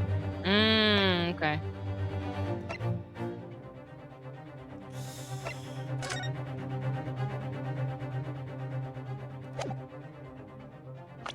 You look at the people?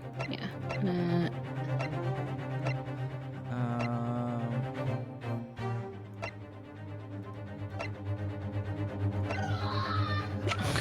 Oh my god. Oh yeah, the only thing I can think of was when the coachman stopped the carriage to hop inside, but Okay. Well, let's present old Beppo then. there's no sound. Where's my wine, Council? Take that! No. Okay. Well, I don't know then.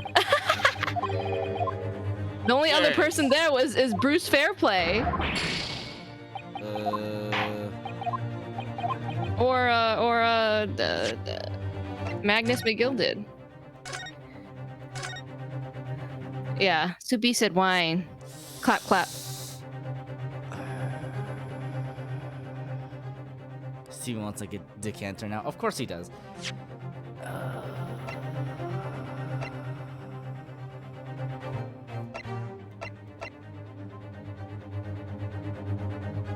I legitimately don't know the sound they're talking about.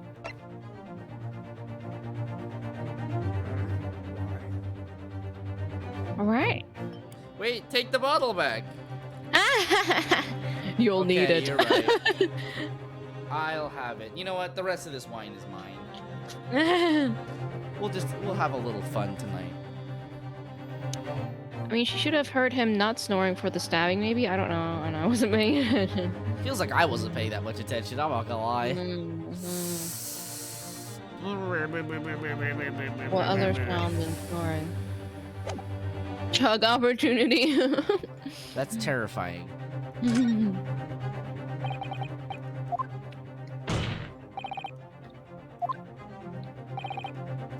What if we just presented this? Take that! Why not? Nope. Oh my gosh, you're right. The victim would have entered the carriage because she said that she didn't hear the door open. Okay. So present the Yeah, present the victim. Mm-hmm. Big brain, thank you. You're right though. Solid. Actually, yeah, Thank you. That's true. That's true. No, we tried the presenting the stabulin, Oh, but not the victim. Oh, there you go. dose, thrice, Okay, I'm gonna drink the water. trace.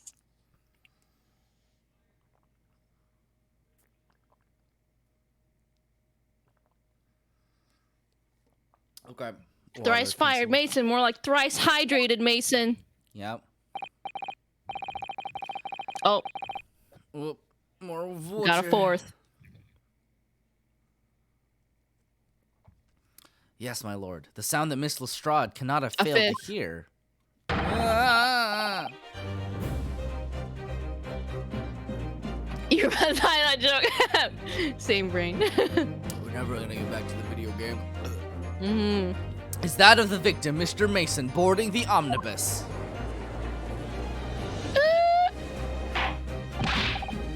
Order! Order! Explain your reasoning, Council. Miss Lestrade, allow me to confirm something. You claimed earlier that you were the first person on board the omnibus, is that correct? Yeah, of course I was. I got on while the driver was in the pub, didn't I? And the next person aboard the omnibus was Mr. McGilded.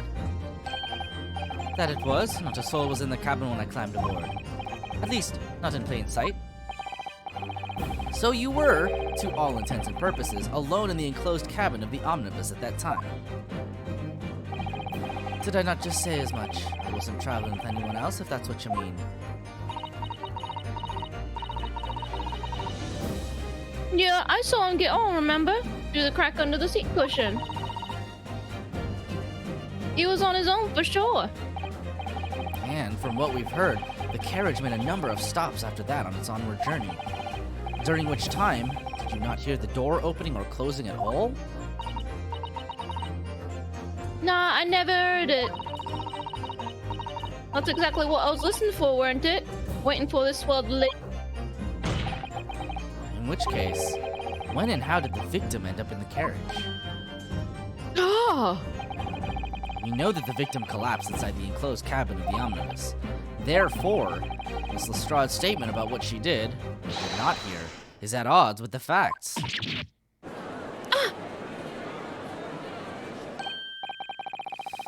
Yes, this petty thief statement was clearly flawed. Lord Von Zeeks. Yes, he knew. He knew all too well that there was an inconsistency in Miss Lestrade's statement. Well, yeah. It would seem words of thanks are in order for my learned friend. What are you talking about? Yeah, you proved it. Yeah. You have demonstrated matters impeccably.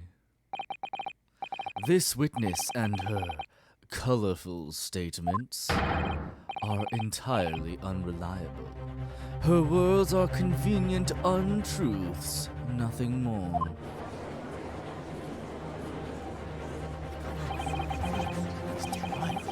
How could the victim possibly not have boarded the omnibus? That makes no sense whatsoever. Let's not forget that.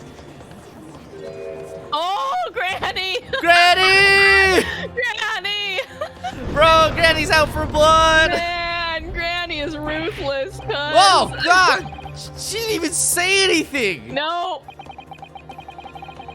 I didn't want to judge the dear little mite just because she had some rather naughty ways. But I must say, Damn, Granny, you're hardcore.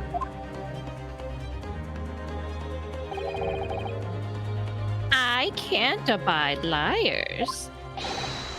And neither can I. Mr. Foreman.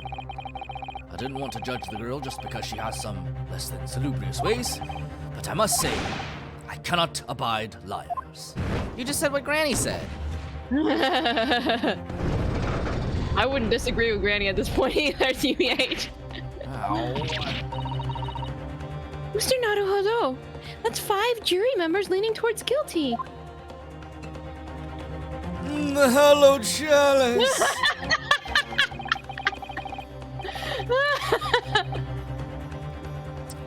Well, your consideration for others is refreshing, my newborn's friend. To the considerable troubles you have spared me. Oh, he's drinking. We're drinking. Yes. Very refreshing. Ah! What are you playing at? Have you forgotten who you're working for, you used to see Ramadan? Whoa, man. Whoa, I'm your counsel, bro. This is carnage. It's perfect. Sure, number 2 is the only one left. Oh. Mr. Naruhodo, the way this is going, I know. If we can't find some new way to convince everyone of Mr. McGilda's innocence, the judge will rule and we'll have lost. Uh-oh. Too late.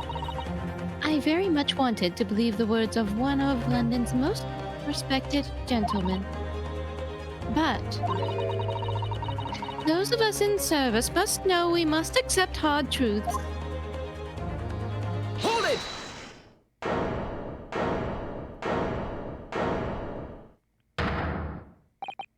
Yes, the witness's last statement seems to have revealed a critical inconsistency in her story. However, if we consider the possibility that her statement is in fact the truth, it may shed an entirely new light on this whole case. Mmm.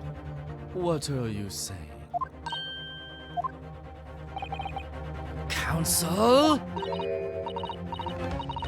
I'm sorry, sir? Whatever do you mean? Counsel, I will not tolerate you attempting to prorogue my adjudication. Explain yourself at once. When the accused boarded the omnibus on the night in question, the victim was nowhere to be seen.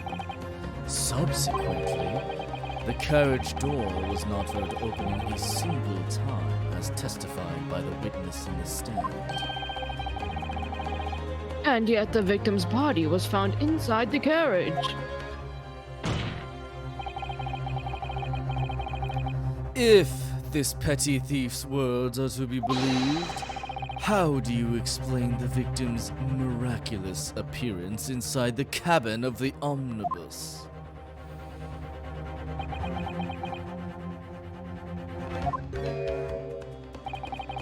There's only one way to explain how the victim came to be inside the carriage.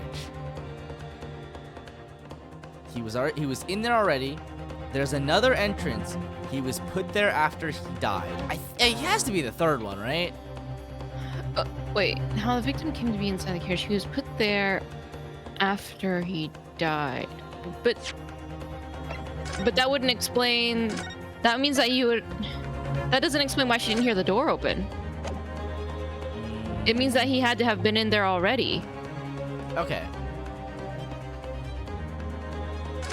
Alright then.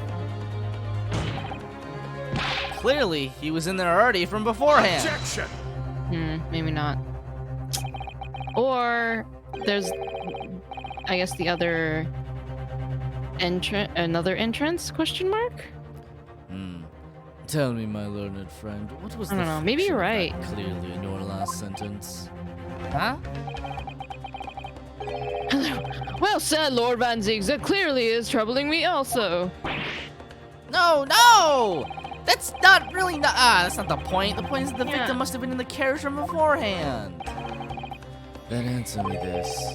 By beforehand, to what specific point in time are you referring? Well, clearly, I shall have to penalize the defense heavily for this irrelevant rambling. Oh, the bang was him landing inside the carriage? So he came in from another entrance? He came in from the window? yeah, maybe he came in from the sky. Yeah, the skylight?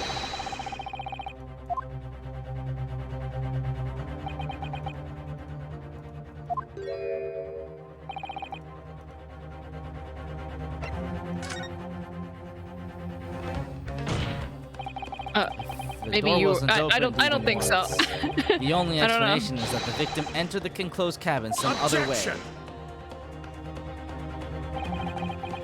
I wondered what new fantasy you would come up with in your blind panic. Yeah, I think you were right. But behold, the omnibus is here for all to see. Only one side of the enclosed cabin is furnished with a door, the other has only windows. Fixed windows which cannot possibly open. In short, there is no entrance to the cabin other than the door. Objection! Wait, hold on. We're following it. Okay, maybe. Okay, But we're there following could up. be. There's one possibility you haven't considered. Okay. Really?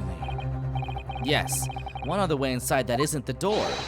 Another opening, the use of which allowed the victim to appear inside the enclosed cabin. Oh, wait. All right, counsel. The defense will identify the location for the court. Here's the omnibus on which the incident occurred. Where on earth is this entrance by which you propose the victim entered the cabin?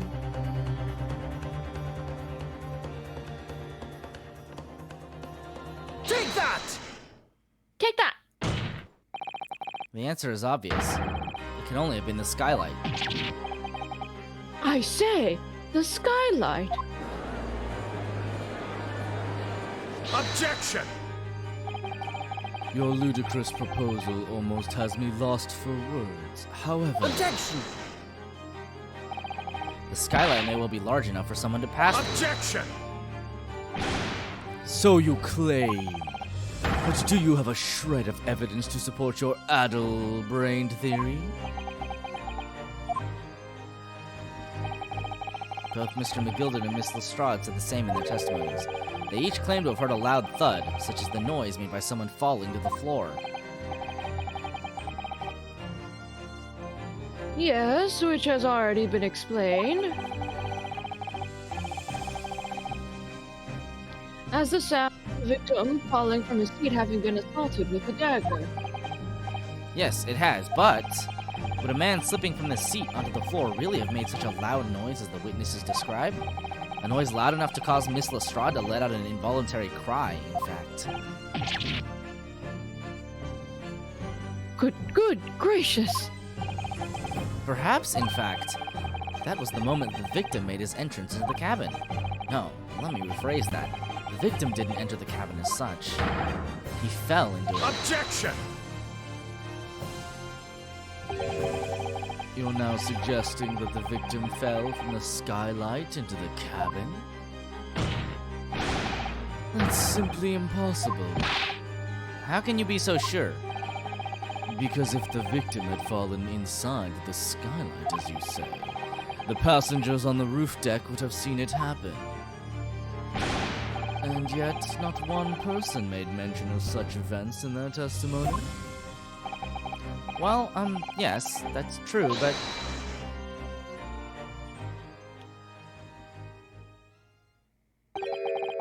Might a humble fella make a wee comment here? Mr. McGilded? To be sure now, the two fellows who were sat on the roof that testified afore said nothing of the victim falling to the skylight. But it seems to me, my lord, that is not so much a case of them not saying, but... Aye. It is a case of them being unable to say. What? I think perhaps the two fellas to be having something of a compelling reason not to mention what happened. Would you not agree, fine ladies and gentlemen of the jury? Humph! Oh my goodness, surely not. Those two chaps on the roof?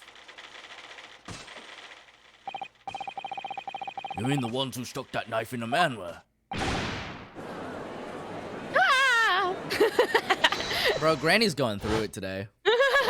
Poor Granny. Just what exactly are you insinuating here, you blitherer?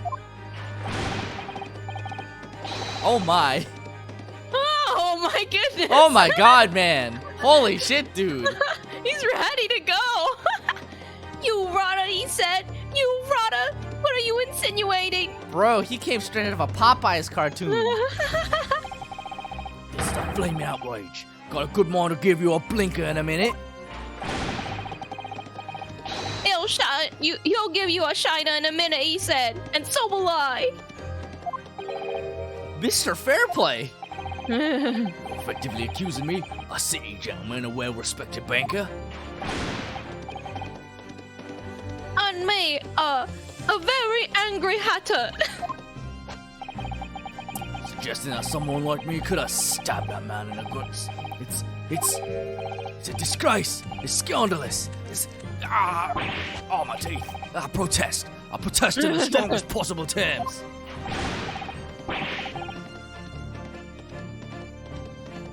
That's right.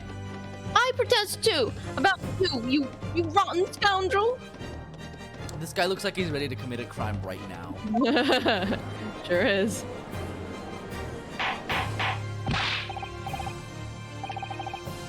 Order! Order! Order! This is not the time, witnesses! I will not permit this wanton invasion of the stand. Return to the anteroom at once! But this is beyond reason, my lord. It's outrageous. It's very hurtful, you know. My lord, if I may comment. Go ahead, Lord Van Zeeks. It was the defense that incited this outburst from the witnesses.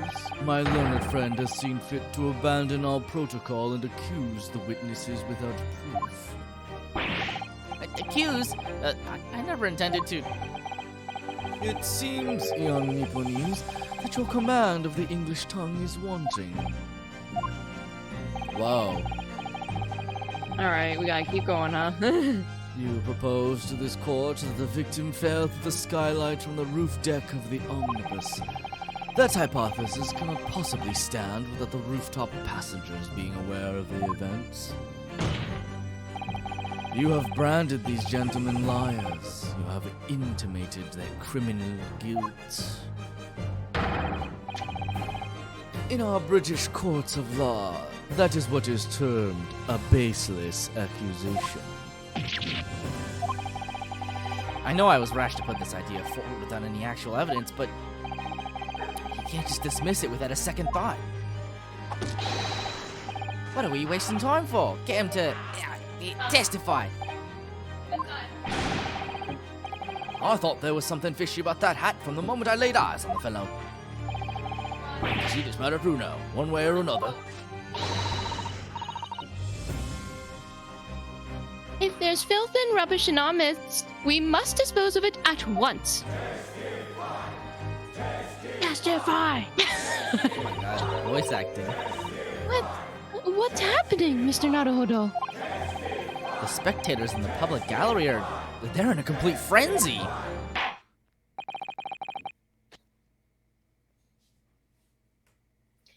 Mr. Fairplay and Mr. First. My lord. You will take the stand again and make another formal testimony in reference to the indictment brought by the defense. Yes, my lord. I didn't come here for this.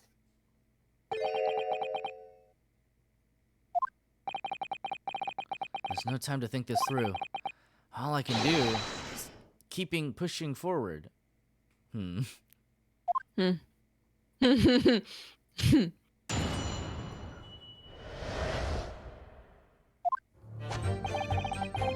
were the only two people up on that roof deck, dead or alive, I can swear to that.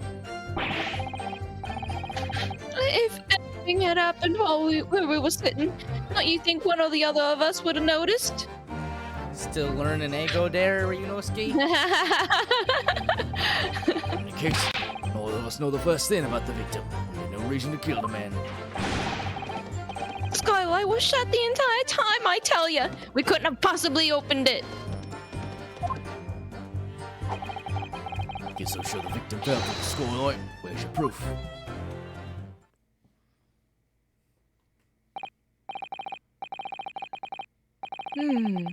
I must say that on listening to this testimony, it is somewhat hard to imagine.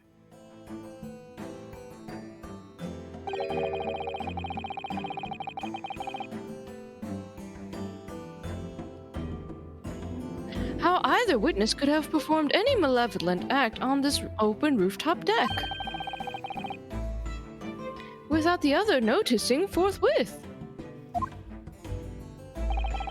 That's right. You see, We're innocent, I tell ya. Although, logically, of course, the argument falls down if the two of you were in collusion with one another. what?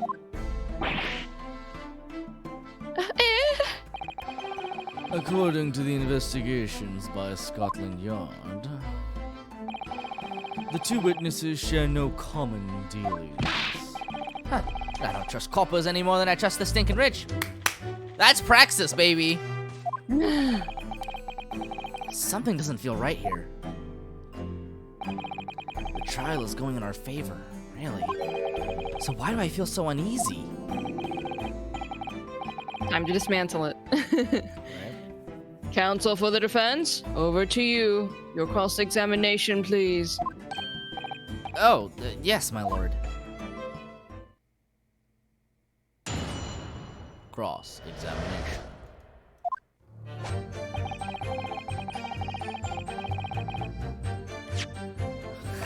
We have to keep saving now because we only have one hit point.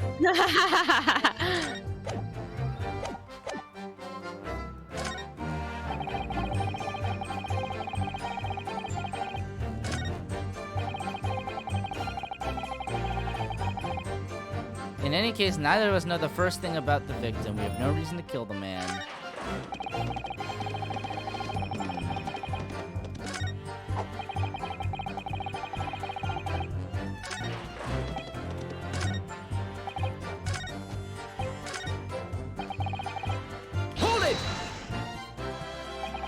So at no time did the victim, Mr. Mason, climb up to join you on the roof deck. Absolutely not. Dig in. No question about it, he said. None at all. Oh, but yes, of course. I remember seeing them both. I saw the victim inside the enclosed cabin talking with this man here.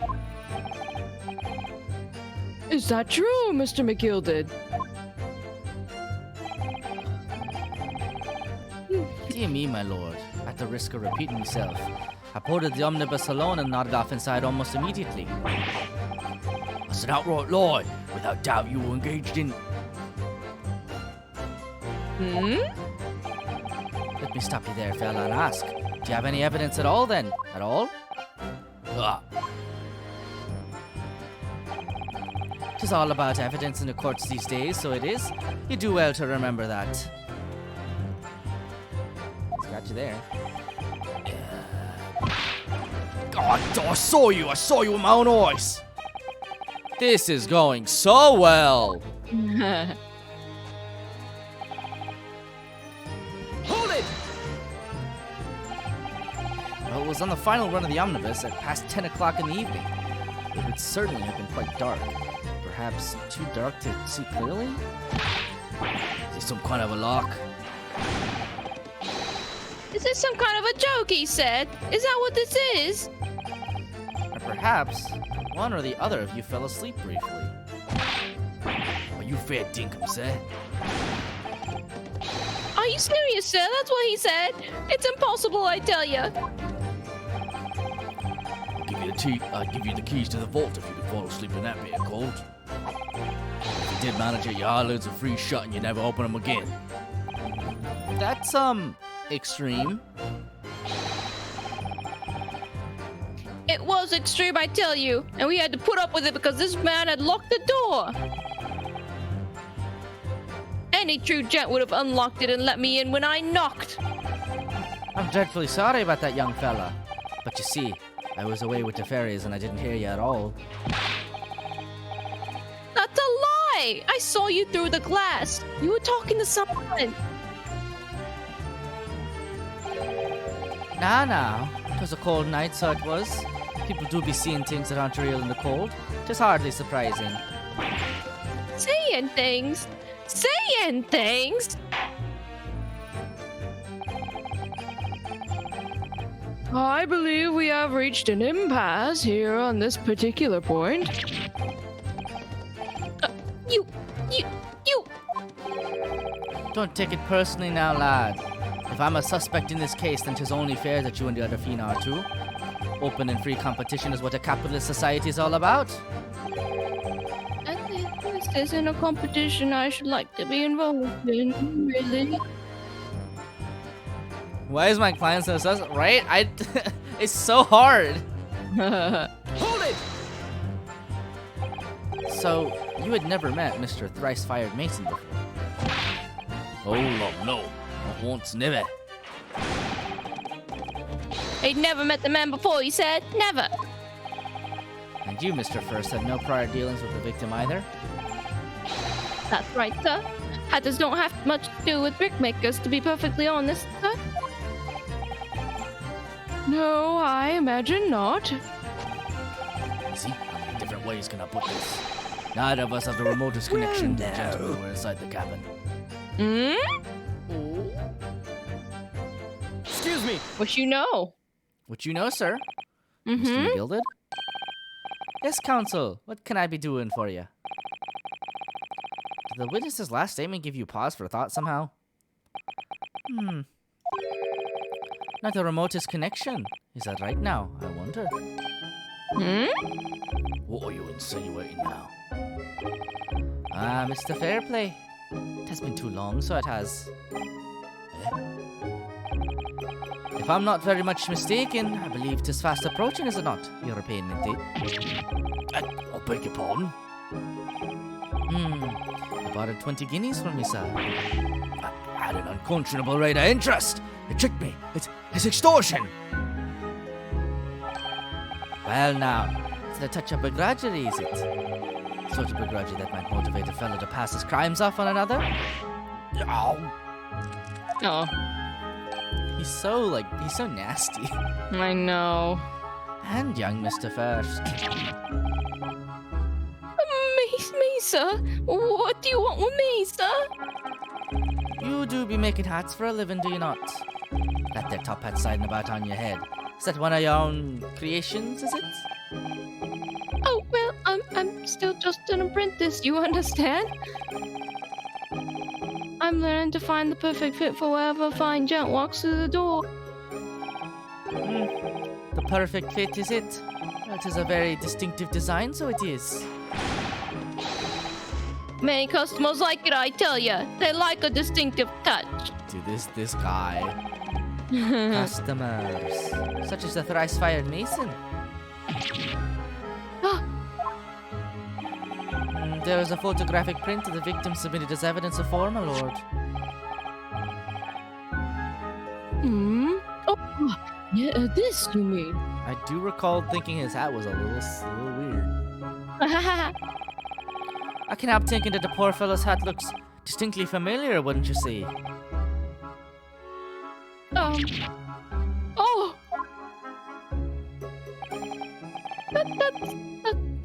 That's one of my hats.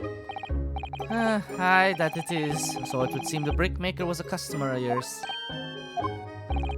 That sort of customer, I'd wager you could have had a wee quarrel with over the distinctiveness of the goods. Oh no, sir. I absolutely not, sir. Well, there's really nothing more to add. It wouldn't be right to say that about the two fellas here. Haven't the remotest connection to the victim, you see. I rest my case. You little weasel. He's better at this than I am. Yeah, honestly. Like, actually, though. Maybe we should have let him defend himself. Mr. McGilded has certainly been thorough in his research, hasn't he? He literally would have gotten himself off at this point, probably. Please, don't let me little interruption hold up the proceedings.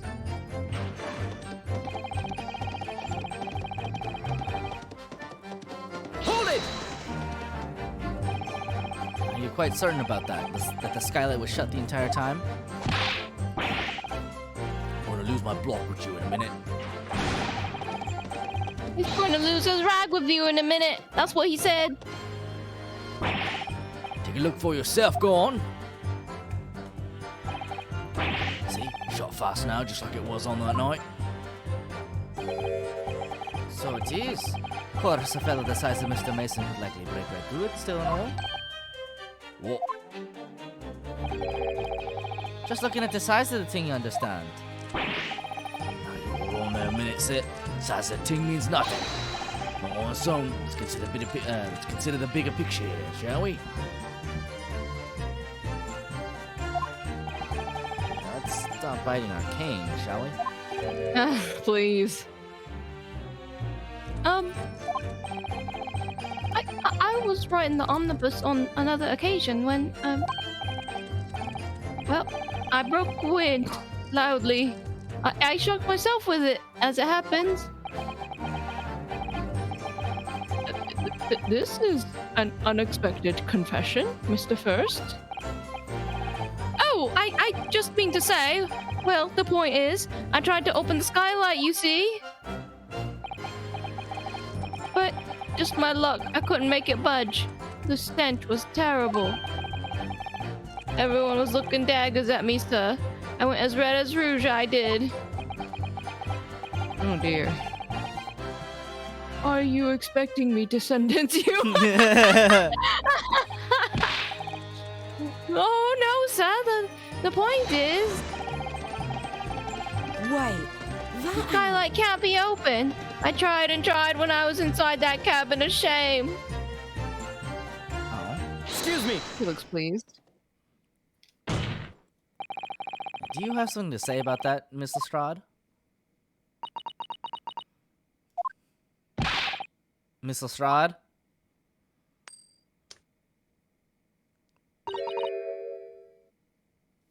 opens. Hmm? The skylight. That is what we're talking about, right?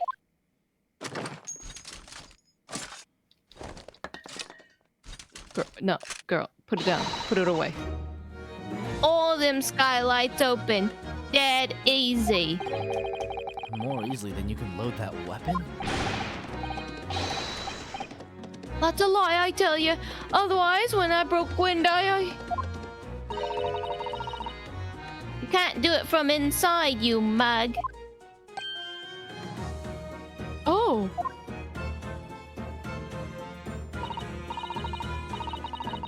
Look, a few weeks ago, I was up on the roof deck of one of them drags.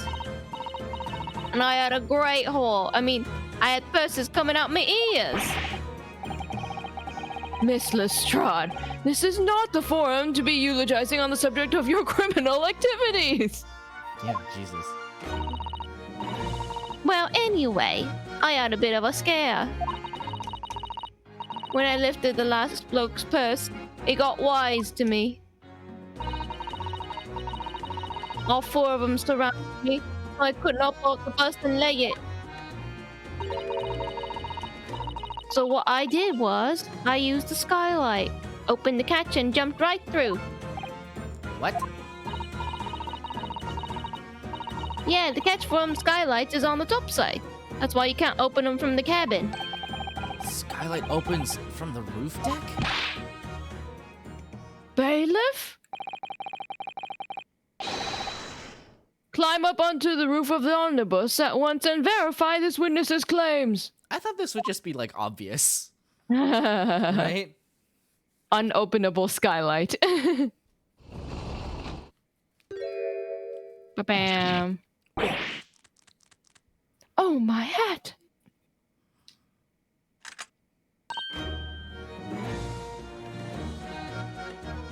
See? Well, so it does.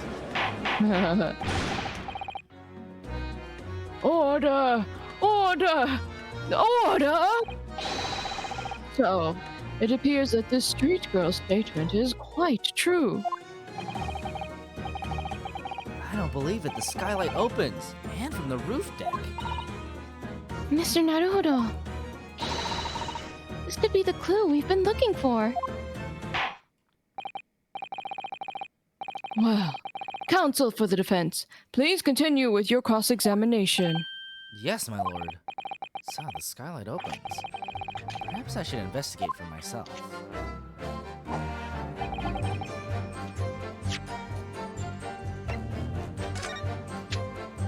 Well, don't mind if I do. So, the skylight was fastened shut before. But now the catch has been undone, we should be able to open it.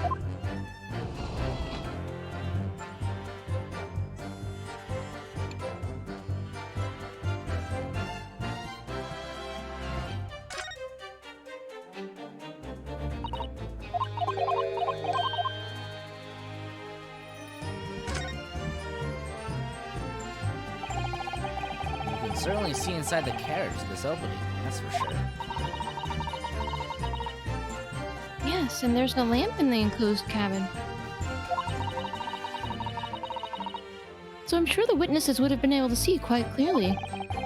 That's not good for us.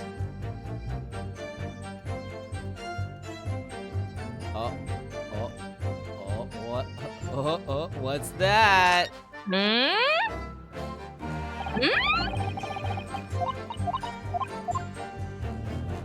Uh-huh. Can we... Outside.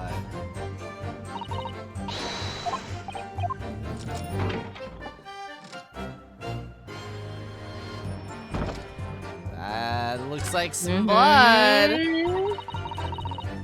Yes, it does open very wide, doesn't it? Wide enough to kick someone like you through, certainly, Mr. Naruhodo. Why someone like me? Ah! What is it? Ooh. Look, just here! Oh, That's without question.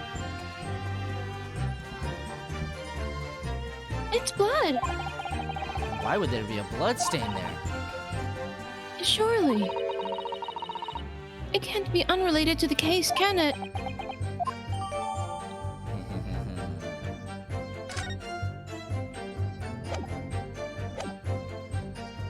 Objection!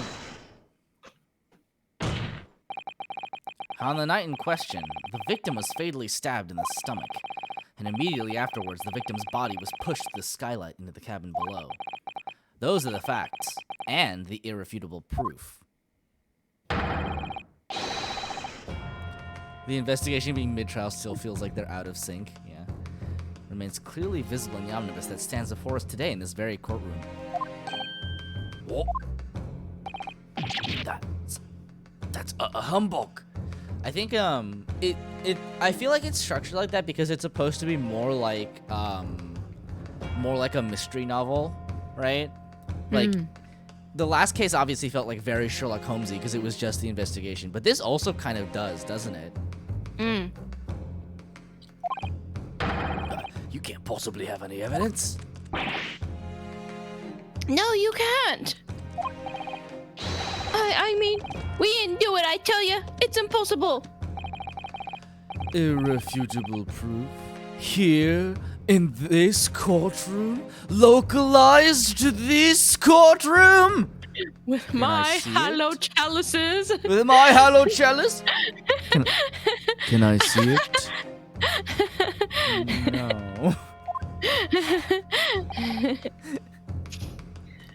Counsel, My lord. I believe everyone would appreciate a little clarification here. Where exactly within the omnibus is this evidence to which you allude?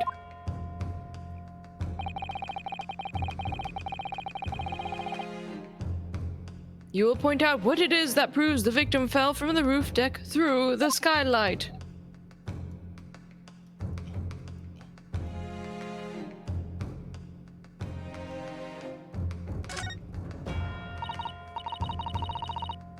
Oh, this is the same dialogue.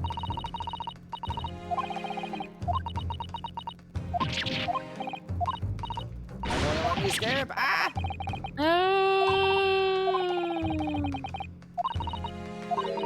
Why are we going through this again? I thought I might give you more Got insight. it! By Jupiter! Is that blood? Whoa. This bloodstain proves two things. Firstly, when the incident occurred, the skylight of the omnibus was open. What? And secondly, the victim was already bleeding when he fell through the opening. Oh my! And so it follows that Mr. McGilded, who was inside the enclosed cabin himself at the time, cannot possibly be guilty of this crime. No!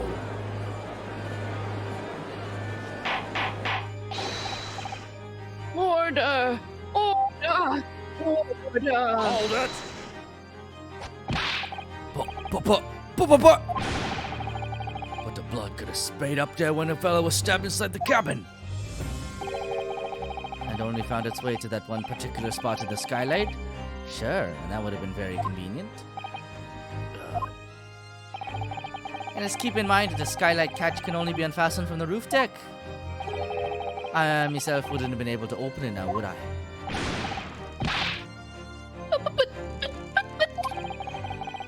There's no way to know for certain, is there? If the gent really fell through the skylight, I mean. Why don't you have a good look at the floor of the cabin between the two seats, Mr. First? 'Tis all too plain, if you see. There's the aftermath that proves the poor fellow dropped from a fair height right there, so it is. What? No. But it can't be. Hold it, lords! My fellow jury members, I think we can all agree that this is clear proof of the defendant's innocence, can't we? I believe we can, yes, sir. It's clear to me now where the filthy rubbish can be found in this courtroom. What happened while you were gone? Yes. We found out that there's evidence. Well, there's like blood evidence, right? That the victim might have fallen through the skylight and down into the carriage. And so yet, it's possible. and yet, even they don't seem so sure. Yeah. So it is thereby, like, the possibility is opened that the people on the roof deck were the ones who murdered him instead of, you know, the people inside the carriage. So, they thought they could pull the wool over my eyes, did they?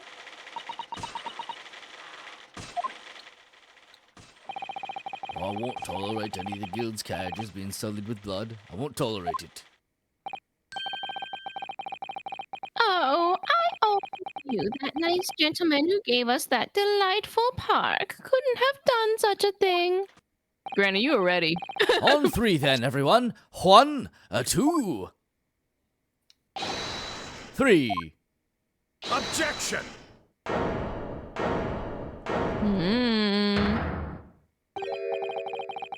A chilling performance, Mr. McGilded.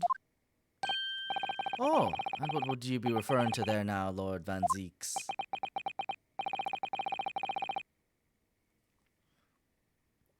A bloodstain on the frame of the skylight.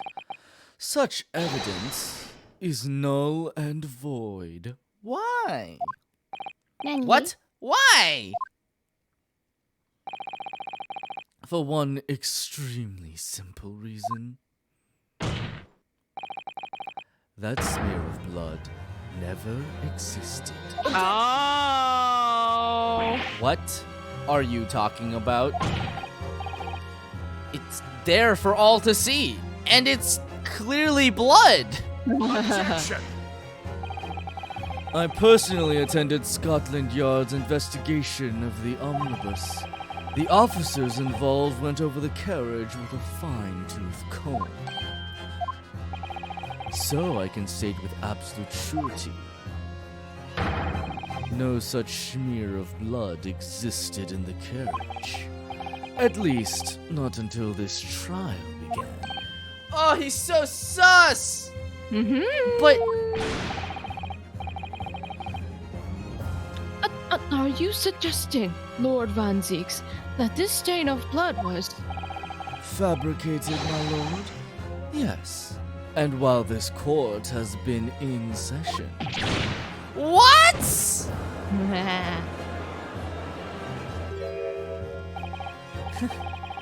What a palaver. I must say I didn't expect such crude reasoning from a prosecutor your standing, Lord Van Zeeks. But I'm Magnus McGilded, a fella known all over to the capital for his fine contributions to public life. I don't take kindly to slander, and I'll fight it to the bitter end. Even if it's rolling off the tongue of the Reaper of the Bailey.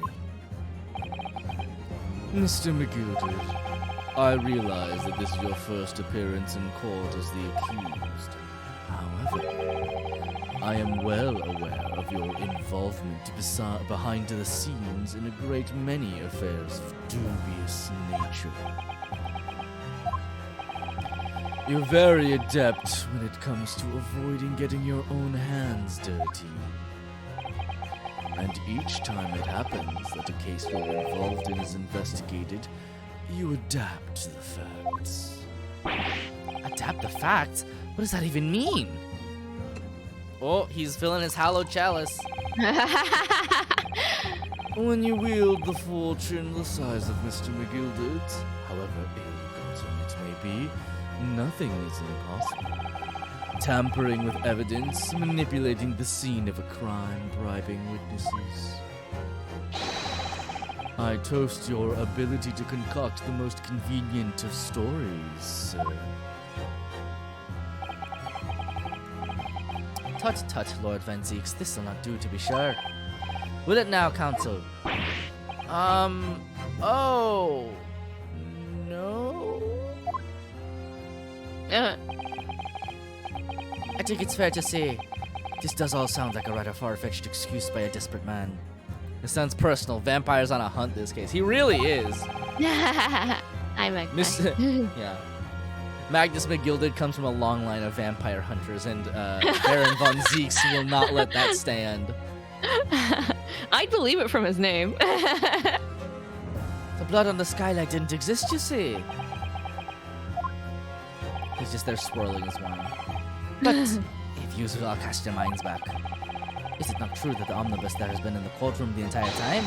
How could anyone possibly have put a smear of blood in it without the world and his wife seeing? Isn't that right now, counsel? It's true. The omnibus has been in full view the entire time the court has been in session. Did you get amnesia? My learned friend. Here's to hearing your opinion on this matter. In your own words. He has that Edgeworth-esque quality where he just lets you talk yourself into a corner. Yes. As you wish. Could someone have tampered with the omnibus during the trial? If you're asking me, I think Yes. it could have been possible. We're going in there, Sean. We gotta do it. We gotta dismantle our own defense. Yep. As a defense lawyer, it's my job to advocate for the defendant as best I can. But still, I feel as though there's something even more important at stake here. The truth. The truth. There's no evidence to suggest that the defendant did as my learned friend suggests. However, in terms of having the opportunity to carry out the alleged tampering, there is one possibility. Oh. Good gracious. Explain yourself, counsel.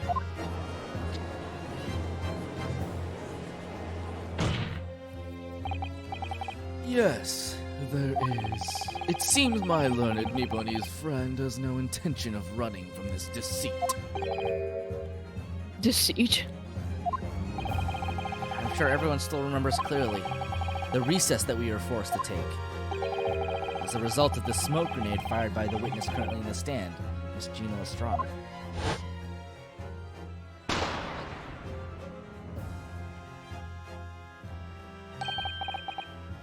What is going on? Be careful, Mr. Naruhodo. Cover your face. Bailiff, don't let the accused escape. Secure the omnibus. I hereby call an emergency recess. Bailiff, ensure the defendant is in custody and clear the courtroom. The courtroom was filled with smoke. Everyone was thrown into confusion. All of us were made to leave this chamber. In that brief interval, under the veil of smoke and in all the chaos, it could have been possible to steal inside the omnibus.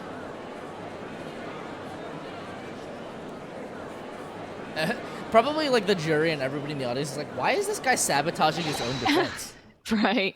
Are you wise? What are you trying to pull here? You rotten feckless gouger. Feckless? Gouger?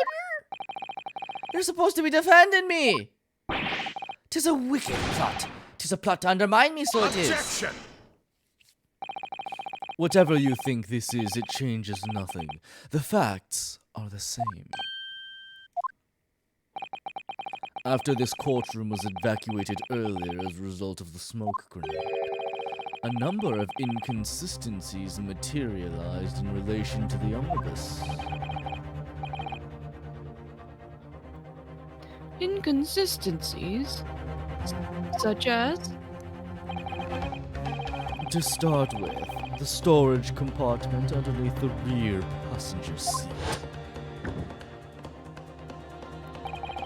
When the police investigated the omnibus, this compartment was full of the driver's items. Secondly, we have the smear of blood on the edge of the skylight. As I have said, this was not present at the start of the trials.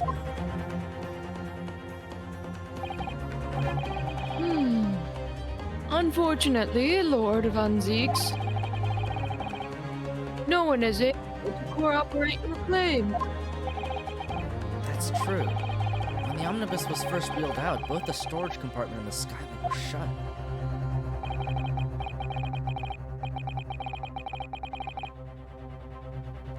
accordingly, I am afraid to say. We cannot establish with any certainty if this evidence is the result of tampering or not. Indeed, my lord. No doubt there was not a single person who saw fit to verify such things. What do you think? Sorry? He's just so much smarter. I know. About the omnibus. Is there anything else unusual about the omnibus? God. Oh dear. I don't know. I don't know either.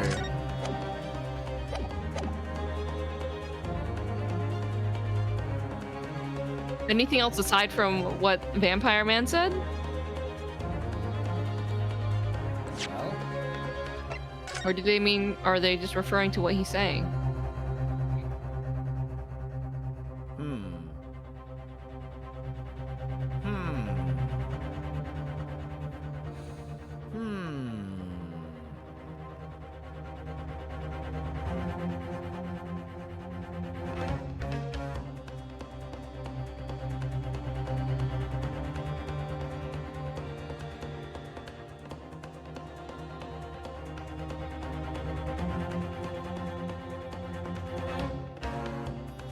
I'm trying to like think if the ID number was different.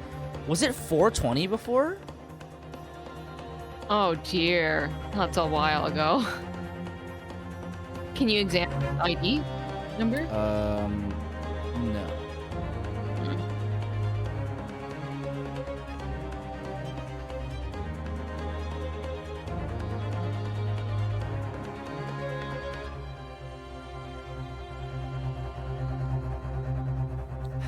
It would be crazy for them to switch out the entire omnibus, right? Yeah, I think it's probably not Wait. that. Okay. So, wait, did he bring up the, wait, yeah, let's go inside. Okay, so, before, the bloodstain wasn't on the floor. Did he bring up that? I don't remember. Oh wait, I think you're right. Was that always there? No, it wasn't. There was only blood on the seat. Shit. God, this is the problem with playing like 2 weeks at a time. I think you're right though. Hold on, I think you're right because they keep mentioning how like weird it was. Yeah. All right. My lord, Yes, Counsel. there is one further inconsistency. A mark that surely could not have been present at the start of the trial. What? What in the devil's name are you gonna say now? If you dare to betray me, little maggot, you'd better start watching your back. Objection! Jesus. Mmm. Silence, me gilded. Build court. my case for me. Yep. The court awaits the defense's clarification. This trial keeps swinging one way and then the other. I have no idea what's the truth and what's deception. What am I supposed to believe here? Fuck, I don't know, man. I shall have to ask you to elaborate, Counsel. Where exactly is this alleged mark that you claim appeared at some point during the trial?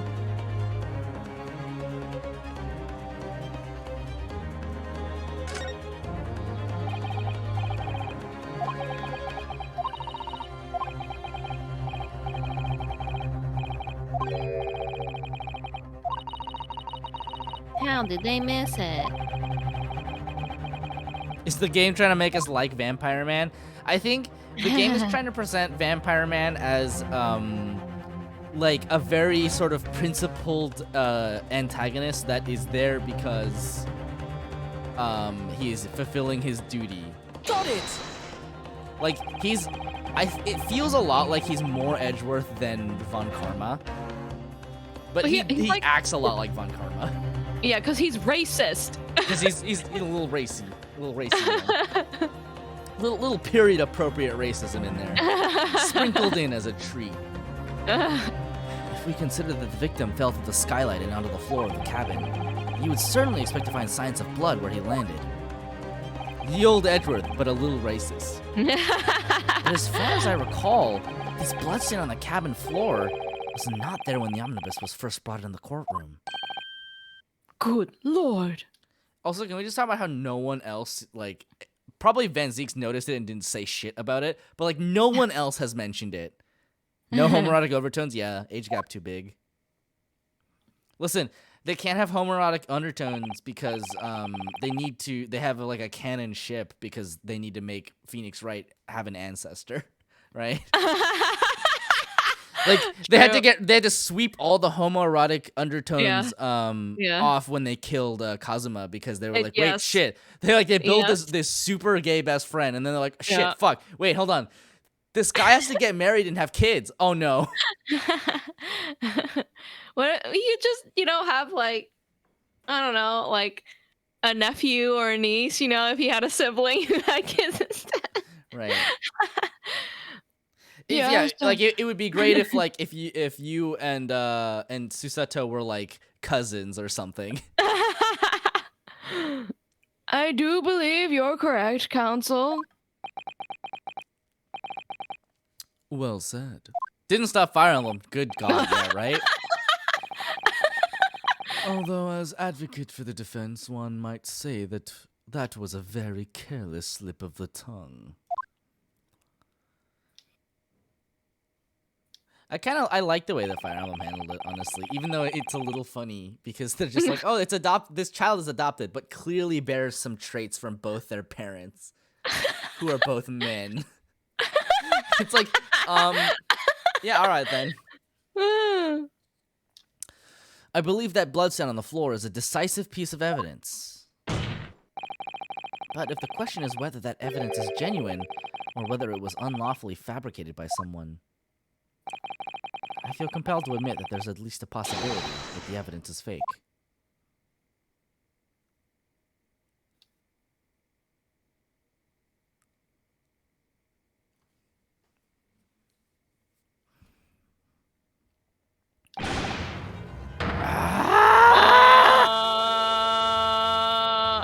This trial is over? Mr. McGilded? I've done everything I possibly can to cooperate with the court, but 'tis all over now. But you're the defendant. 'Tis over, I tell you. Memory, recollection, what people think they saw, 'tis all nonsense. Facts are what counts, and the fact is, that bloodstain is there now. Well? And over the course of this desperate trial, long and extremely drawn out as it has been, the good-for-nothing Reaper the Bailey has failed to present any decisive evidence at all. Oh. I'm scandalized, so I am. I thought better of Lord Van Zeeks. Well, my lord?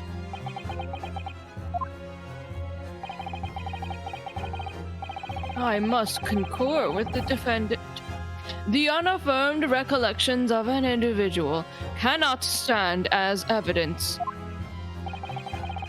At this moment in time, the particular bloodstain in question is very much in existence. And in the absence of any credible method by which to prove its alleged previous non-existence, I regret to say that it would be improper for this trial to continue.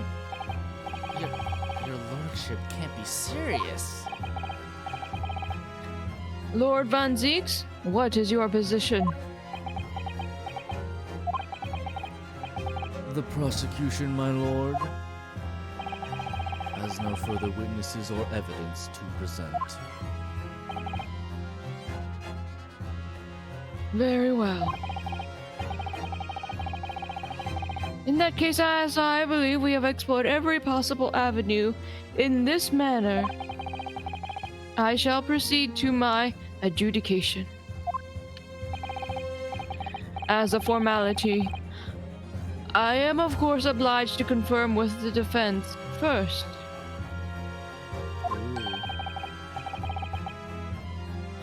What formality? As things stand at the moment, it would seem that Mr. McGilded will be found not guilty. Yes. Which would mean we've won. Is that really the right outcome here?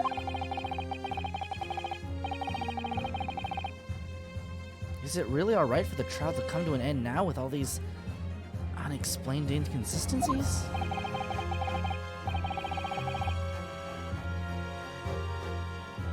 Counsel for the defense, your closing statement, please.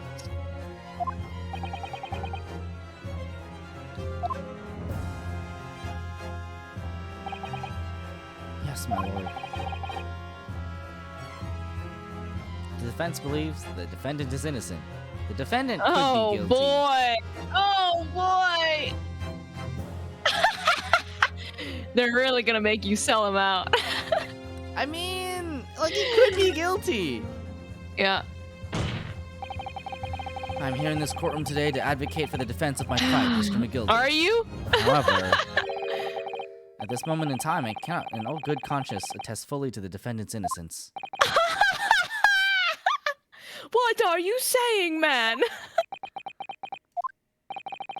Without any question, there is no conclusive evidence to prove that the defendant is guilty. However, there is also no conclusive evidence to prove that he is innocent. Good. Good gracious me. Order! Order! This is unprecedented behavior, counsel. A defense lawyer calling the accused's innocence into question. Are you of sound mind?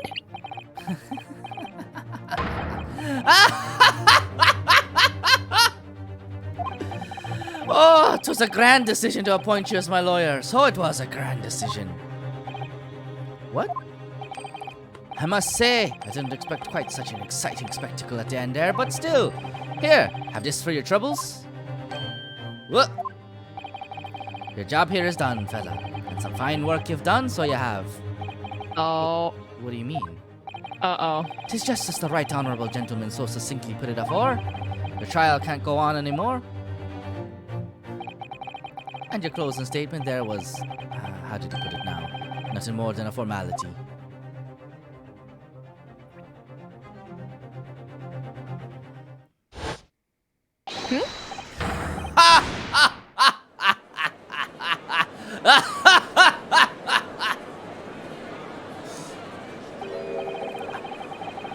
I don't know what to make of all this. Was the evidence we see genuine, or was it fake?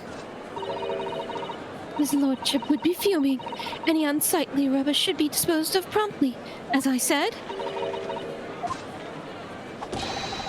Stinking rich always guilty of something.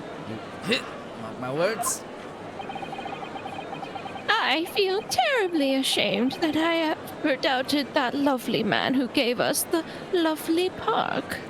Yeah, I mean, the question is, like, even if you are, like, contractually obligated as your job to, like, zealously defend your client, I don't know if you're obligated to choose that over knowing the fact that evidence has been forged, right? Uh-huh.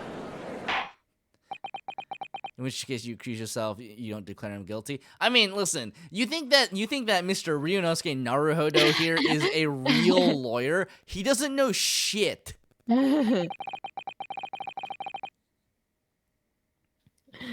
Now that proceedings have unfolded in this way, I am compelled to declare a premature end to this trial. Furthermore, the court must accept the defendant's plea.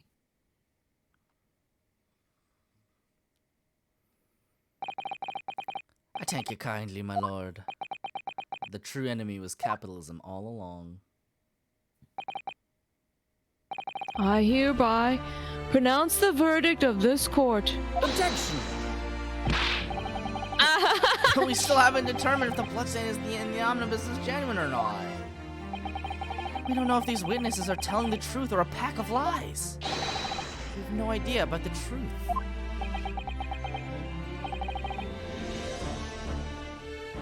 Lord Van Zieks, My lord. the case made by the prosecution was flawed, plain and simple.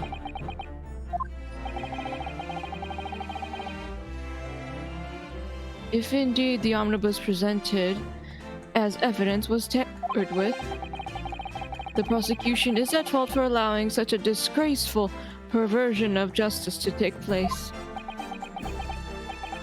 My sincerest apologies, my lord. Objection! But wait. When we were evacuated from the courtroom, Lord Van Zieks ordered the evidence to be secured. I'm afraid the prosecution cannot shun responsibility in this matter. That's so unfair.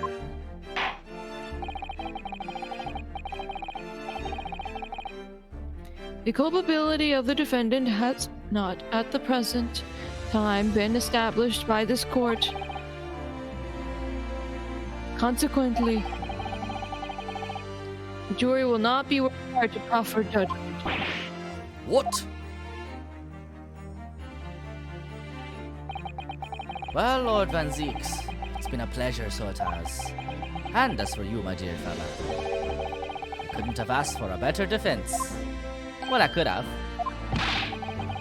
Do you mean to tell me this has all been a grand waste of time? 'Tis the law of the land, my good man.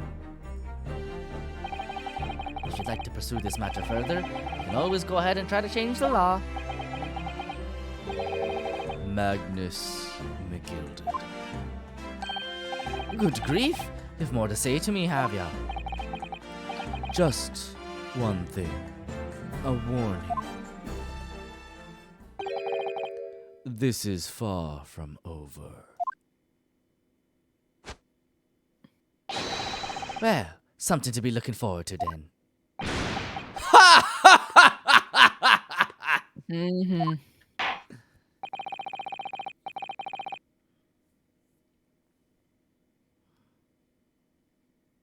I pronounce the defendant, Mr. Magnus McGilded. Bomp, bomp. The most somber confetti of all I know, time! right? Oh my god, there's fireworks! We still get the fireworks and confetti. Someone's throwing confetti and like setting off fireworks and everybody's just like, God, that was so fucked up. Can't believe it. This is an outrage. They should have examined the evidence more. What are you talking about? The man's been cleared, he's innocent.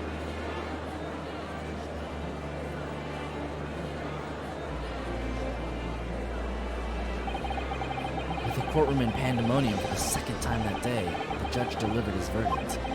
And my first ever trial in Great Britain came to an abrupt end. With the defendant being found not guilty, ostensibly a victory for us. Magnus is setting off the fireworks personally. Yeah, he's hired a bunch of orphans to do it.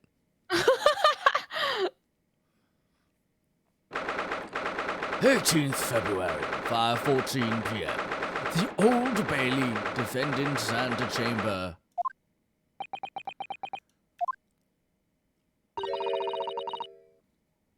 That certainly was a long trial. Ah, yes, it was. Your first ever trial on foreign soil, and your first victory. It was a wonderful performance. My heartfelt congratulations. And to you, Miss Susato. Thank you for your assistance. I suppose we should be happy. The trouble is, we're still completely in the dark about what actually happened. Well, we didn't have enough time. But isn't it wrong? I mean, who was actually responsible for Mr. Mason's death? We don't even know that. The sole aim of the defense is to obtain a verdict that exonerates the defendant. You carried out your duty to perfection. I don't know if I would say perfection. I know, right? Aye, that you did. Mr. McGill did. Oh, and that girl is with him too. Well, it seems the stories are true. Oh, what stories? About the 6 enormous fireworks that you'll be letting off when there's a verdict and not guilty. I'm sure you must have seen them now. Spectacular, wouldn't you say? I can't believe we're canonically acknowledging the fireworks. Yes, definitely. I'd heard it was a sight to behold, and to be sure it was. And I've you to thank, I suppose, for having an opportunity to see it.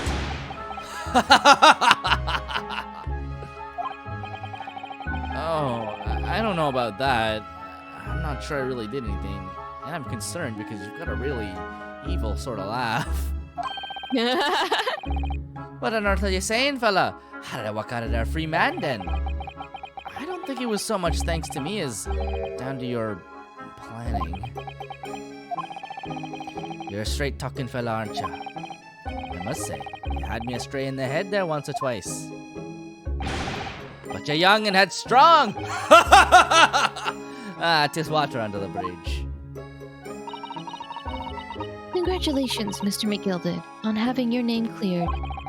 But nothing's resolved. There's only one thing that matters to me. No? Aye. They've all seen that I didn't do that odious and obstinate deed. 'Tis grand, is it not? I suppose it is. Now the fine fellows of Scotland Yard can take matters into hand and sort out any wee details. They'll see it for what it is. They'll get to the truth. I have absolute faith in them, so I have. After all, I do be providing a good number of their wages with all the taxes I pay.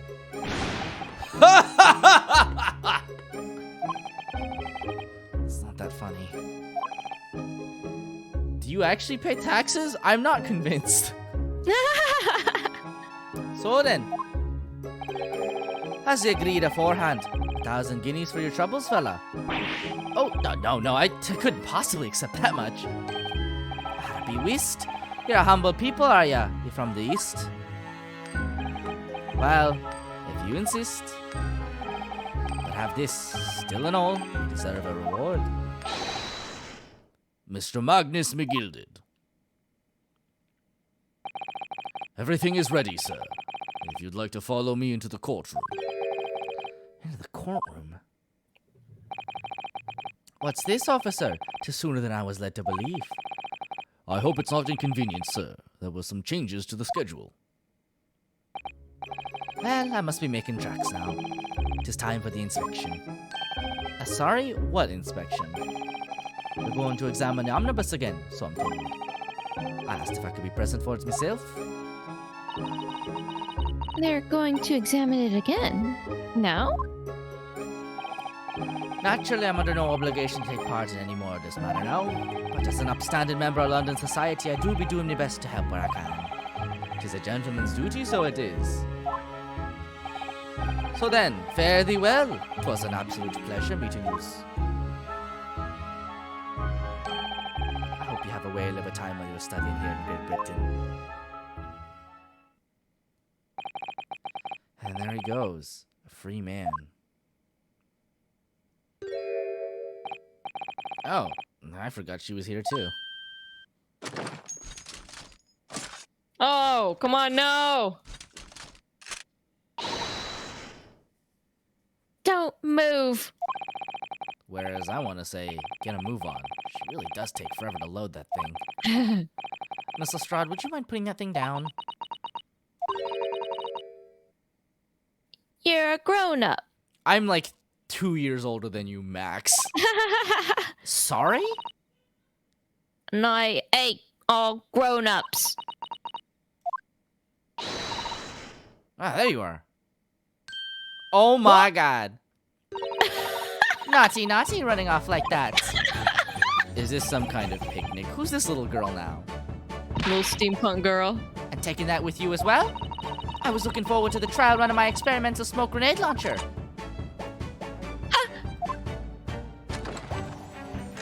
Oh my gosh. Oh, do you want to play? You won't beat me. Excuse me, but who are you? update you. I'm, well, the inventor, I suppose, of that machine. The inventor? Well, normal smoke grenades are so dull, don't you agree? White, white, and more white.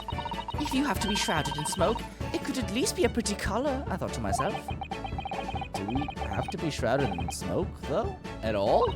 I just took my eyes off it for a moment whilst I was changing into a different omnibus, and she pinched it.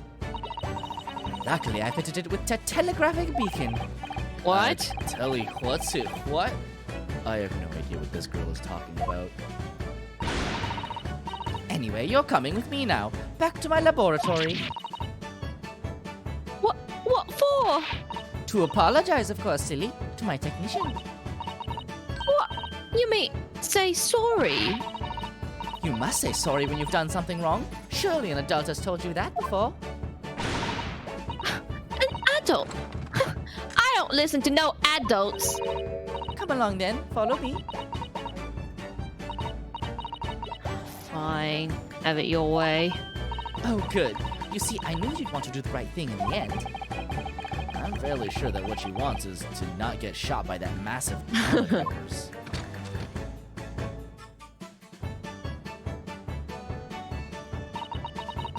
We'll be leaving now then. Bye-bye. I'm so sorry for all the fuss. She was a lively one.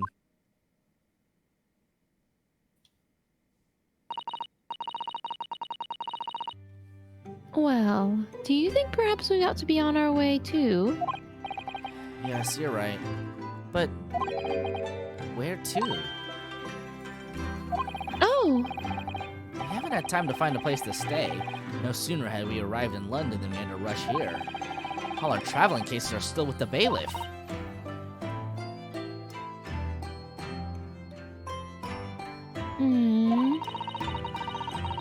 I was originally planning to spend today in search of lodgings. At this late hour in the day, I'm afraid we may be out of luck.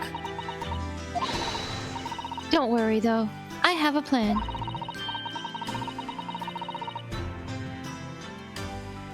If the worst comes to the worst, I've heard of a lovely park where we could spend the night. Oh my god. Please tell me you're not thinking of McGilded Park. I know it may be a little chilly at this time of year, but our youthfulness will see us through. Ryunosuke would perish. I'm not so sure about that. I think a midwinter London night will freeze a young person solid just as easily as an elderly one. Oh dear, that doesn't sound agreeable. Oh look, you made her cry! Our anime eyes! Now I'm starting to regret turning Mr. McGilded down. 1,000 guineas would have paid for a lovely warm room or a mansion.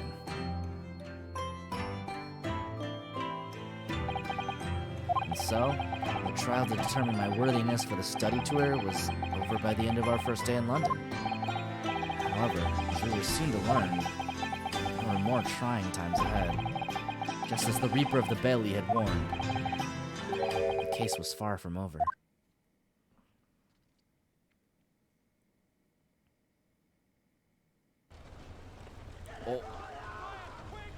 What's going on?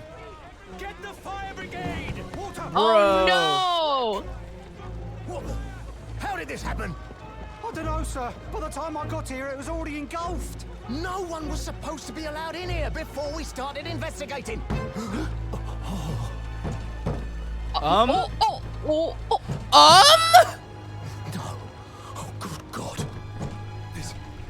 There's someone in there. Oh.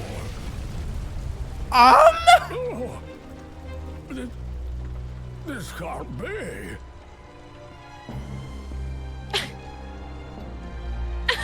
Bro, he's smoldering, look. What the fuck?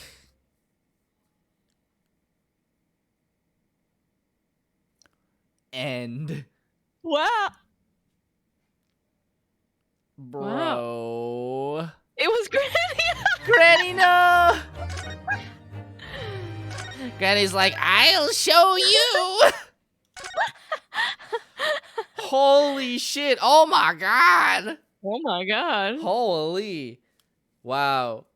The next episode, the next case is called The Adventure of the Clouded Kokoro. Clouded Kokoro. Bro, what the fuck is happening? Wow. She doesn't like liars. Granny doesn't like liars. Now die. Holy shit. All right, well, thanks for coming. I guess That was we'll pick great. that up next week and figure out what the hell is happening, if they're even What's going to happening? acknowledge it. Yeah. Yep. Well, you know where to find us. Same time, same place next week. Bye-bye. Bye, y'all. I'm reeling. I'm reeling. That was crazy.